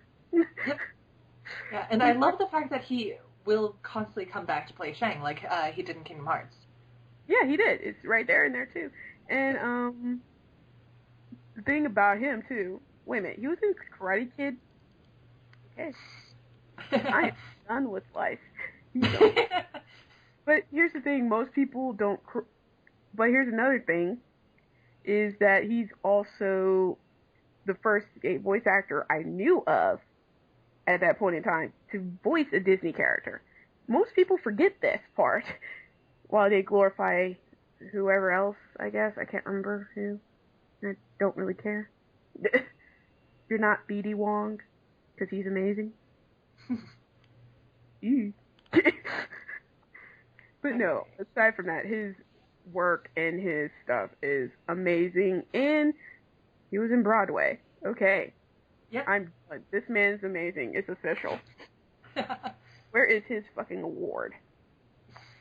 Hopefully it's He should have gotten an award for something. Damn. Yeah, I know, right? Okay. Moving on. Tarzan. Oh, Tarzan, you're kind of problematic, but you're nice, sort of, I guess. But I gotta admit, the Disney villain death was kind of nice. Yeah, and, I mean, shit, like I know they tried to mask the sound of Clayton's neck snapping. Yeah, but oh god, like that made me jump a mile in my chair as a kid. I know, right? Yeah, but, and also Phil Collins, good job. Yeah. The music was great, but good lord. Yeah, I know. Tarzan as a video game was pretty nice. Rosie O'Donnell. Yeah, that was a lot of fun. Yeah, Rosie O'Donnell actually was pretty good. I don't care what anyone said. She did a great job voice acting. But the movie still wasn't that great. Yeah, it wasn't that great. I'm not gonna lie. It wasn't thing. Yeah, it was good, but it's kind of on a solid meh. Again, animated series, they did a better job, or the TV series. Yeah, you could have seen better. Yeah. Anyway. Next up is Fantasia 2000. I never seen it. Well, let me see. I remember Fantasia, but I don't remember Fantasia 2000 too much. Mostly because I didn't care. Yeah, they rehashed a few pieces of, like, mainly Sorcerer's Apprentice. Shocker. It's not as good. It's really not as good as the original. Yeah, exactly. And even though we're gonna say it. It has some problematic elements to it that they did cut. Thank God. Yeah. At least in 3 releases. Yeah, and we're not going to talk about Sunflower. No. Dear God, no. And just, I don't know, I hated the Firebird piece, too. Like, I'm just like, ugh, snooze. But the pieces with the Pegasi and the fairies. The fairies were the ones that caught my attention because they were so gorgeous and just so beautiful, and it was amazing to watch them. Wait, which one was it? I don't know, but I guess they're... In the original or in the 2000? I don't remember the 2000, so... Okay, yeah. Oh, okay, yeah, I know which one you're talking about. Yeah. No, not Rite of Spring. Crap. Ouch. It might have been... No, you're right. It's not Rite of Spring. It was another version of it. I can't remember which one. Oh, here it is. The Nutcracker Suite. No, it wasn't. Nutcracker Suite had the fairies, yeah. The Pastoral Symphony is the one that you're thinking of with the... Okay, there you go. Yeah. But aside from them, there's also The Night on Bald Mountain. Like, yes, oh my Chernabog. God. Dude, as a kid, that shit fucked you up, but you loved it. I know. Oh my God, I love it. Oh my gosh, what the heck was that? That would be me fangasming over here. Yeah. Okay, I'm going back to looking at pictures of Naveen now. But it was such a beautiful, beautiful thing. Even with its elements that, thank God, they had the sense of taking out. The zebras, Um, among other things. yeah, among other things. But you gotta admit, the hippo and crocodiles were hilarious. Oh my god, yeah. Dance of Hours, that's what it was. Yeah, Yeah. and that was a good one. I know. Because now I realize why. It reminds me of like an Egyptian mythology, but I can't remember the names of the gods, unfortunately. But one of them was a symbol of a hippo, and the other one was a crocodile. And the only way to calm her down was for her to sit on her husband. Yep. It's basically like Shiva and Krishna. Yeah, basically. And it's glorious. Yeah, it was great. OMG, I have a brilliant idea. Oh God. Uh-oh. I'm terrified. What? We're gonna talk about that later, okay? Oh. Let's see, what else? Who's next? Yay, we're finally in the 2000s. Yay! Freaking time. Confetti! And it only took us, what, almost an hour? It was an hour and something? Yeah, hour and something, I'd say. An hour, 54 minutes, 6 seconds. Well, we were chatting a little bit before the podcast started, though. Yeah, but still. Yeah, regardless. Okay, next one. Alright, the Tigger movie, ignoring that. Dinosaur, ignoring that. Okay, here we go. Cusco! Cusco. I did like that movie. I'm not gonna lie. It was a beautiful movie, and plus, Eartha Kitt, come on. Yes, I know. Yzma. Well, I will say one thing about Yzma. She has taken a few laps around the circle of life. But you gotta admit, Yzma and Krunk's relationship were pretty amazing, to be honest. And I love Cusco's. I did enjoy Cusco's New Groove, the series. Yeah, that was... New Emperor's New School. I did like that. That was kind of interesting. And I did love the whole idea behind it, taking this spoiled ass little brat and just making him do all this shit. Even though he sort of didn't change, he still changed enough. Yeah, and it was plain fun. Yeah. Like, this movie did not take itself seriously, which was glorious. And honestly, if they had a Disney Prince line, I think Cusco would have been in it. Yeah, some people had to co-op him as another Disney princess, which was funny for like the first 10 times, then it got boring. Yeah. No longer funny. Sorry, guys. And also, I had to giggle that Eartha Kitt and Yzma got their fair share of Catwoman jokes. I know, right? Yes. Because I loved her as Catwoman. Okay. I know. Oh. Let's not forget, pull the lever, Kronk. Wrong lever, Kronk. And the epic roller coaster of epicness every time. Oh God. And the random high five when it ended. Yeah, because I think the real Cusco, because I think there was one. I just can't remember his entire name, to be honest. That he's based off of. I don't think there is a real Cusco, is there? Specifically based on the Kingdom of Cusco. Part of the Incan Empire, part of Peru, blah, blah, blah, shark are there. Yeah. And the sad thing is, Cusco does not appear in any of the parks anymore. Why? He just doesn't appear. He's very rare. Weird. Wow. Kronk, Cusco, Yzma, they don't appear anymore. I wonder why. Staring hard. Hard staring. But, Cusco does appear in Villains Tonight on the cruise ship. Nice. Okay. He runs away from Yzma and Kronk. Okay, that's cute. Anyway, so who's next? Recess, School's Out. Again, too serious, not covering that. Atlantis, The Lost Empire. Here we go. Oh, Atlantis. It is a gorgeous movie. The characters are actually not in stereotypical roles. It's kind of beautiful. I mean, good lord, have you looked at this movie? This movie is so underappreciated. It really is. It's, and I don't remember the second one, but still.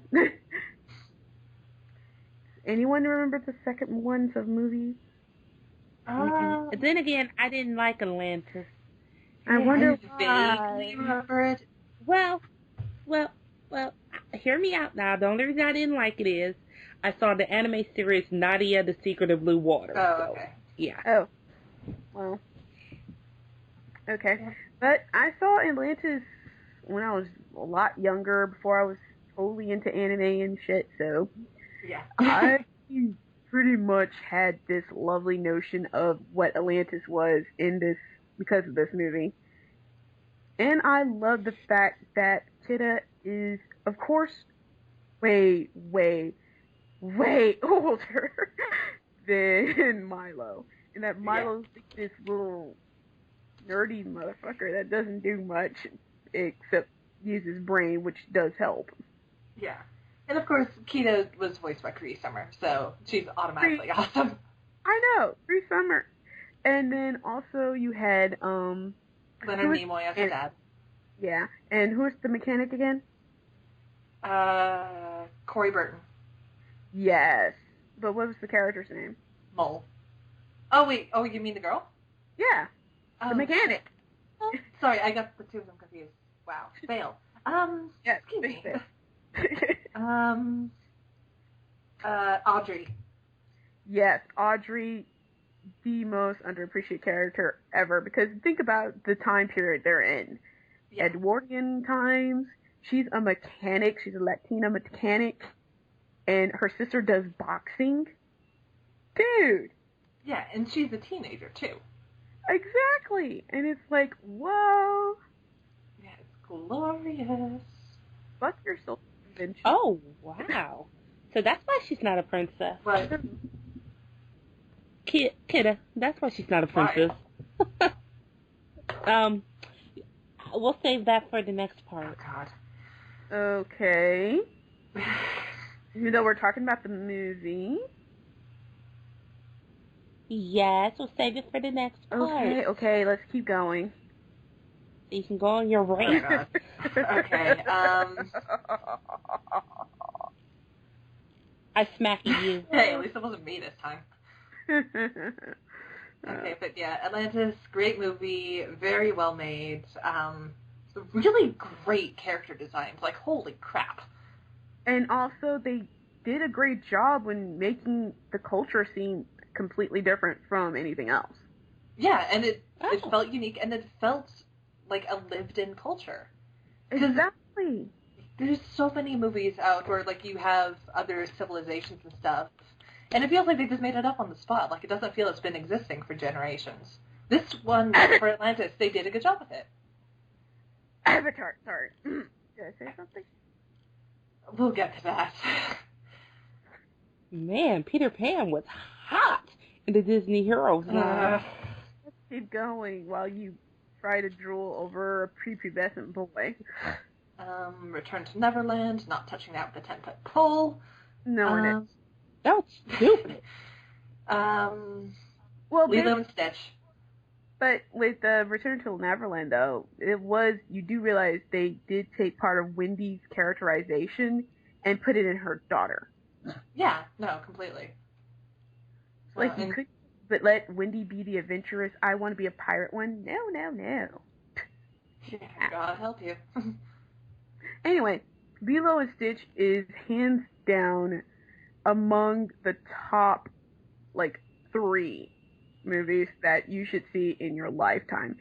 It, along with Lion King, has also a great sequel, and it had a great series. Its premise was gorgeous. The bond between Lilo and her sister and Lilo and everyone else in her world is amazing, and it actually gets on the level with its target audience, which are little kids, and especially little girls, because that identify with Lilo and understand what she goes through. And Lilo's story is so heartbreaking and so It's like, oh. Not to mention that Stitch trolled every original Disney character when his movie Yes. came out. He stole Princess Jasmine from Aladdin. Why Among not? other things. Hey, she liked his ride way better. And he nearly drowned Ariel. Nice. But the thing about Lilo and Stitch is it has some realm of reality to it because of what Nani has to go through. And I love that. I love Nani and how it's like almost everybody in the entire movie is freaking likable. You can't hate anyone in this damn movie or in the series, actually. You just don't. 2 words. What? 2 words. Cobra Bubble. Yes. Bubble. I loved him. He was amazing because you think he's like this intimidating Men in Black dude, but he's not. He's doing his job, and he's actually a nice guy, to be honest. Yeah, he's a big softie. On the inside, and it's really nice. And I was like, this is pretty amazing. And one of the scenes that was cut out of the movie that I wish they had kept was the reason why Lilo freaked out over this fish she kept feeding peanut butter sandwiches and stuff. And it ties into her own little belief system and what things that kids do. And it's kind of disappointing that they left it out because her entire thing about feeding this fish and why it was so important to her ties into how she lost her parents and how she thinks that the fish controls the weather, which ties in and heavily hints, like mega Anvil ton hints to audience that her parents died during a really terrible storm. So it's kind of like when Stitch did something wrong and what did he do? I think he killed the fish, right? Poor fish. Did he accidentally kill the fish or something? I want to say yes, but I'm not entirely sure. I think it was... Go. Let me see. In the cutout. Lilo's pet fish. Like, I know she freaked out when Nani wouldn't let her go swimming to feed him. Yeah, I know. Oh, here it is. There's a storyboard with Pudge the fish. And, he was killed by seagulls. Oh, yeah. Okay. Because she was showing the fish to Stitch, and Stitch hit the fish, and it landed on dry land, and then the seagulls took it. So, indirectly, Stitch caused the fish to die. Yeah. And she buried him beside her parents' grave. Exactly, and that was extremely emotional, and it should have been inside the actual movie, because it's like, oh God. Yeah. But yeah, I've like gossiped and praised this movie to death because I think it makes a better relationship, sibling bonding, and family bonding movie than any other Disney movie out there ever.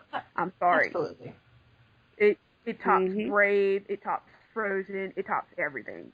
It's a better movie, better story, better structure, and it's fun, but it doesn't take away the heart of what it's supposed to be about, which means which is your family, and you don't leave family behind, and that's the main core of the story. So you can understand why I'm just like, Frozen, you suck because you don't have this relationship working for you. Right? Then, of course, there's the whole little thing Disney should have done. Because honestly, kids kind of sort of want to relate to the princesses because they're older. They should have did a Disney Kids line. You're going to have to explain that a little bit more later, okay? Yeah. But Lilo and Stitch, its sequels and its series is freaking amazing. Yes. And I love the fact that even though Gantu is supposed to be the villain, he's still sympathetic. Exactly. I mean, he used to be a cop. God sakes. Yeah, there is literally no true villain in the show, and it's great. Or in this movie, all of the above, basically. It's like there's no villain. Even the villain, the evil hamster Hamsterville. whoever. He Hamster wasn't even too much of a villain. No, he's more like comic relief. Exactly. He was more of a comic relief, and the two aliens that ended up staying with them, one's supposed to be an evil mad scientist, but he's not. Yeah. And the one that made sandwiches Sleekly, all the time. Yeah. Sleekly and... No. The one who sandwich made... maker that, No. like, 625. Yeah. Mm-hmm. But Pleakley, and I love Pleakley, because Pleakley basically said, fuck your gender roles. Yeah. So, yeah, Lilo and Stitch are sophisticated, more sophisticated than credit is due for them, because they are pretty amazing. And they handle the whole bullying thing sort of well. Yeah. Honestly, I'm not gonna lie. I can't be the only one that cheered when Lilo beat the shit out of that girl. Yes. Out of Myrtle. Yeah. She was the original Sharkwanika. What? Yeah, we're not gonna go into that. Just like that's just a problematic thing in and of itself. Okay, carrying on. Yeah, you don't need to know. Next movie? Who's next? Treasure Planet. That is a great movie. I ain't gonna lie. Underrated. Even though if there's a certain fan on DA who messes it up. We're not gonna go there. Exactly. No, oh god, Treasure Planet. Beautiful story. Very, very astonishingly good retelling of Treasure Island. I'm not gonna lie. Like, and the animation's gorgeous. Yes. Oh my god. Crazy ass character designs. Like, I love that it just looks like they just handed it to the animators and went, have fun. Pretty much. It's completely, I love that how completely different and how believable it is. Yeah. Because,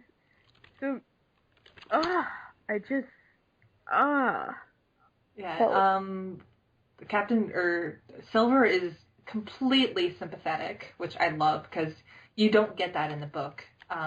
No, you don't. Or in the Muppets version. No. Well, not much, actually. Yeah. Literally, the only thing I don't like about this movie was Ben. Ben?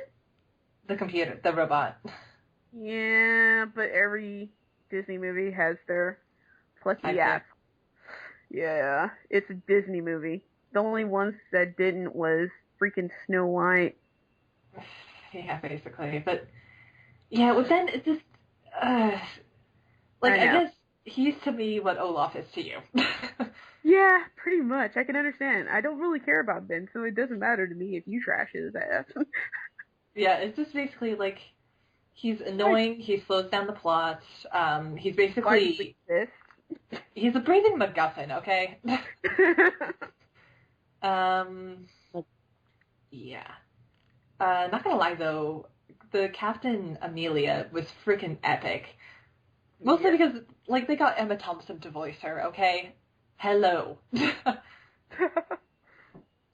By nature, she's awesome, but... Yeah, I'm sorry, I love my British actors. I know you do. I know, it's your flaw, but we love you still. Oh, fuck you. Yeah. Oh, when and where? Well, hop on a plane, we'll talk. Anyway. Oh god, we God. have to set up our own little fandom right there. Love, love, bang, bang, missy, missy, bed, bed, smash, smash, arrow, arrow, grand slam time. What? Don't ask. Not going to. Yeah. Anyway. Okay. Anyway. Back to Treasure Planet. Again, like, I love this movie. They did it brilliantly, and just the scenic design on this is incredible. like just how they did like all of the novas. The treasure planet itself looked really freaking badass.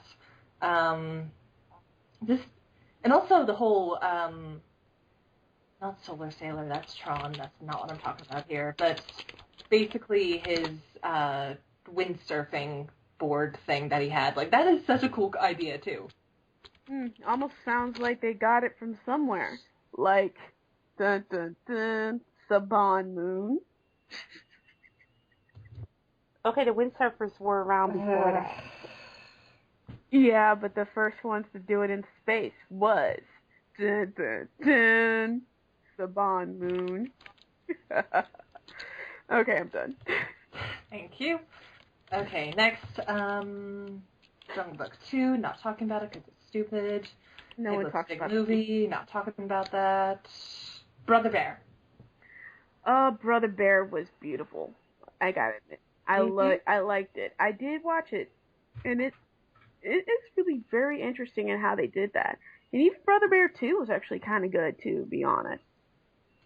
I'm going with your word on it because I actually didn't see Brother Bear, so. Okay. So, who's next after that? Because I don't really have much to say about Brother Bear and Brother Bear 2, because I can't find anything wrong with it.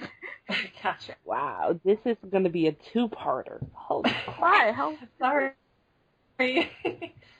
Home on the Range? I'm looking at the list of how long it is. Oh, Where are we? 2004. We're still, yeah. Home on the Range, didn't see it, so I don't know. I don't remember it, so it doesn't matter. Okay. Chicken Little. Oh my god, I love that movie. It was an alright movie. For what it was. I don't know, it bugged me. It really, really Please, bugged me. Zach Braff, please. Good lord, we're still on number 2. Yeah, this is gonna take a while. Bear with us, guys. I know, we're gonna be at this for a while. This is definitely gonna have to end up being a two-parter. Yeah. Anyway, keep going. Meet the Robinsons? Oh my god, yes. That movie is amazing. It was a good movie. And the fact that... Huh? I liked it. It was a good movie. And the fact that it inspired my favorite quote, keep moving forward. Yay! Not I have a big head and little arms? No, to keep moving forward. I'm teasing. It was fun. I mean, I haven't seen it all the way through, because when I did see it, I was acting as a translator for a bunch of little Spanish kids, so that was fun. Hey, you gotta do what you gotta do. Yeah, basically. Yeah. But yeah, from what I remember about it, it was pretty fun. It was entertaining, at least. Yeah, it was entertaining. Mm-hmm. So, who's next? I'm trying to get through this as fast as we can. Bolt. I haven't seen it, so I can't say much about it. I didn't like it that much. Only because I have a thing against Miley Cyrus. Okay, there you go. That's all I needed to know. Miley Cyrus. No. It was fun. I don't know. I thought it was kind of a good spoof on Hollywood in general and kind of like child stars and everything, but that's just me. Okay, next. Here we go. Princess and the Frog. Oh, Tiana. I've got friends on the other side. I love that. I'm not gonna lie. Disney, when they wanted to do traditional art, they actually did a very good job with this visually. And even though if I feel a little cheated with this, yeah. I'm a little bitter. All I know is they should have had the big voodoo fight that they were going to do. They should have done that. That actually could have been interesting against to see how voodoo and hoodoo worked. Because to be honest, I have to commend Disney on this one. They actually did a decent amount of research for what they need. For once? Most people, yeah, I know. Most people would never mention even hoodoo. I'm like, wow, Disney, I'm actually impressed. You did some research. Amazing. And they kind of handled some things delicately, but there's an implication there, at least to the adult's eyes, of what happened with Tiana that is apparently gone over not only the children's head, but some young adults that have no fucking clue what's going on. Yeah. That's another rant. Yeah, that's another rant. But it's a good story. I mean, it takes the Princess and the Frog and the storyline and the Frog Princess or Prince, but Frog Princess in some cases, and it puts it in a blender and puts it in the story. They thought no one would notice. Not to mention that Naveen, whew, Hottie McFine. There was a lot of controversy with Naveen, though. I could care less. He was hot. I know you could care less, but it doesn't negate the fact that there were people that were kind of uncomfortable about how ambiguous his background was. I mean, to be fair to them, they were kind of right. Disney does not have an all-black couple, to be honest. So it's kind of like we got what we wanted, but we didn't get what we wanted. So it's a little bit of a downer, and that is why a lot of people were kind of pissed. Yeah. Among other things.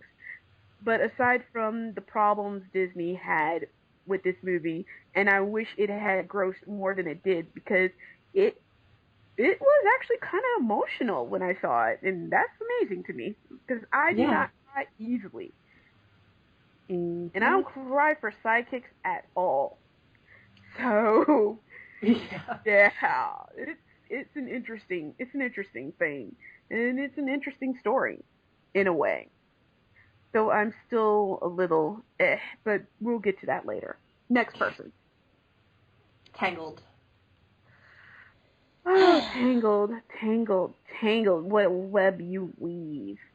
Those stories, more or less, take it or leave it. I don't really feel too bad about it.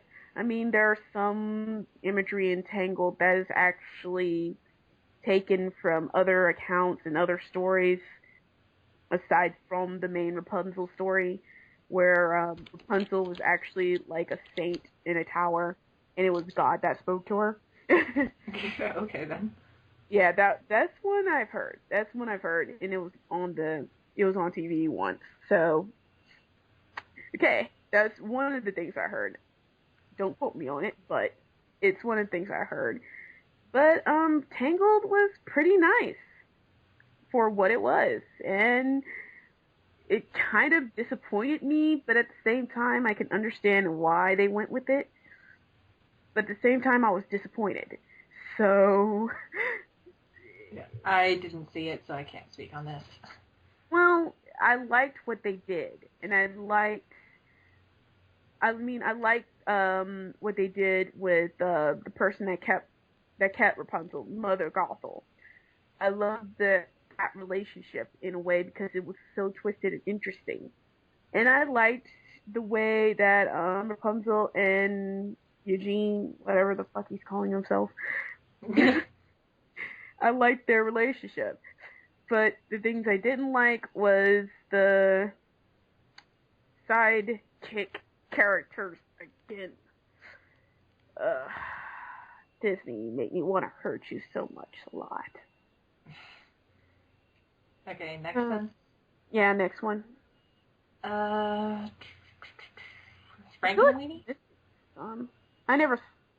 It depends on which version of Frankenweenie. Are we talking about the 90s version, or... I'm looking at the 2012 version. Yeah, I didn't see that one, didn't care. Yep, me neither. Next. I feel like we're missing one. Is the road to Auto? No, the road to El Dorado is not Disney? Yeah. No, it's not Disney. Mm-mm. Okay, good, thank you. Dumbo? Wreck-It Ralph. I haven't seen it yet. Oh, Don't really God. care. Okay, then I'm taking the lead on this one. Okay, good. Okay, obviously, in case you guys haven't noticed from my squeeing over video games at this point, I freaking love video games. So this was right up my alley. I love that they had callbacks to some of the more classic games. Like, you had, like, you had Pac-Man references, you had cameos from characters from Street Fighter, you had cameos from Sonic, Mario, all that fun stuff. Donkey Kong.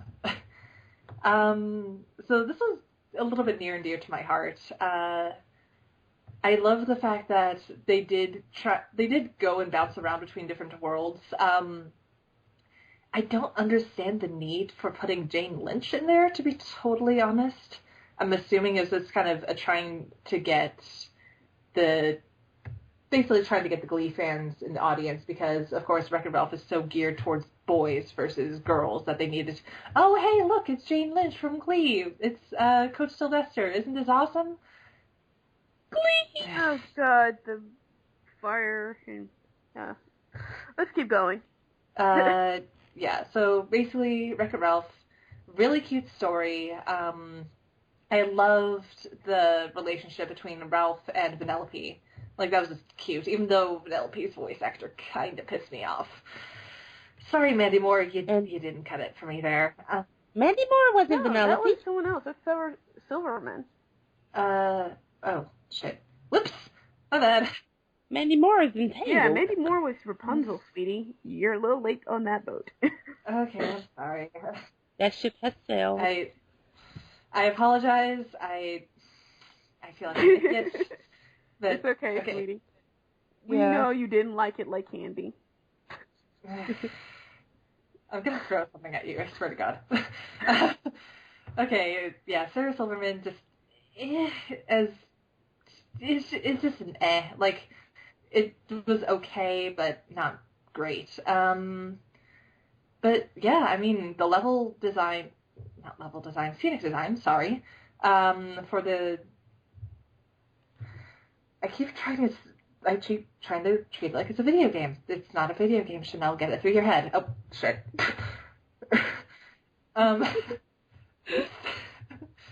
Okay, yeah, Wreck-It Ralph, good movie. Next. Okay. Who's next? Planes based off of cars, of course. We don't care. Oh, God. Terrible movie. No one cares. And that's Pixar anyway, so we'll cover it Frozen. later. No, Brave. Brave is Pixar. Oh, yeah. Well, technically it was Disney Pixar at that point, but yeah. Yeah. Well, Brave isn't based off of anything we know, and the only thing I can commend it on is thank you, God, for not putting it with the whole, but I love this guy. And how the group 1 Million Moms accused Merida of being a lesbian. Yeah, I know, right? Moms accuse everyone of being a lesbian because they're secretly lesbians themselves. Anyway, Brave was pretty okay, as far as I can see. I wasn't attached to it, but it was an okay movie. Okay, see, I really enjoyed Brave. I liked the nods to the various aspects of Scottish folklore. I loved Merida as a character. I really did. Just because of the fact that she's just like, no, screw you all, I'm doing things my own way. Music was okay on this one. I have the score, although I don't know why. It looks gorgeous, like, especially in some of the lower light shots. Yeah, I know. Mordu. I know. That was great. I mean, come on. They made a fucking program just for her hair. Yeah, I know. That is, the animator in me is, like, astounded at that, because it's like, look at that hair. Look at the way it moves. Like, oh my God.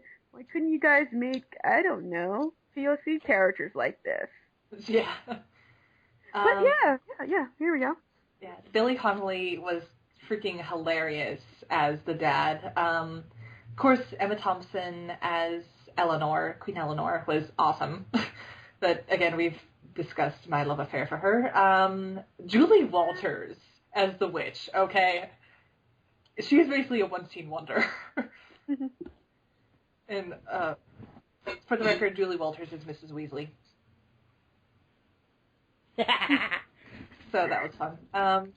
Oh, wait, no, that's episode 7. Yeah. Okay. So anyway, let's continue. Yeah, that's it out of the animated movie. We did it! Wait a minute, we haven't talked that about Frozen? Frozen, damn it. Well, no, Frozen had its own thing during Yeah. this program. It does? Yeah. Oh, Mhm. good. Oh, good. Oh, Read good. the show notes, bitch. Oh, how I want to suck. Well, folks, we've got to end it here because we're pushing the 3-hour mark. Are we? So we'll be back with, yes, Oh, we yeah, are. that's right. We're taking a break. No, we're not taking a break, Uh-huh. actually. We're going to end it here and do part 2. Boo! You guys, What? Yeah? you do realize this may end up being a 3-parter, because look at how much stuff we have to cover. I know. Literally, we're on part 1A of basically 7. Oh, God. So surprisingly enough, this will be a 3-parter because we still have confessions of a cast member. Dun, dun. Ooh. And we still have to talk about representation. Oh, Disney, how I'm going to enjoy tearing you apart. Yeah. So we shall. So, I guess, when shall we do it, ladies? More. I want to do more. Just let me know when it works. Tomorrow? We'll have to, well, everybody, I guess you guys get a special 2-parter this week. 3-parter this week. Yeah, I mean, tomorrow works for me with my schedule. Evening. Mm-hmm. And our guest and our other co-host, because Sam was sick tonight, will be here. So it'll be a proper party. Yes. Yes. Oh, I can barely contain myself with joy. Okay, stop jizzing.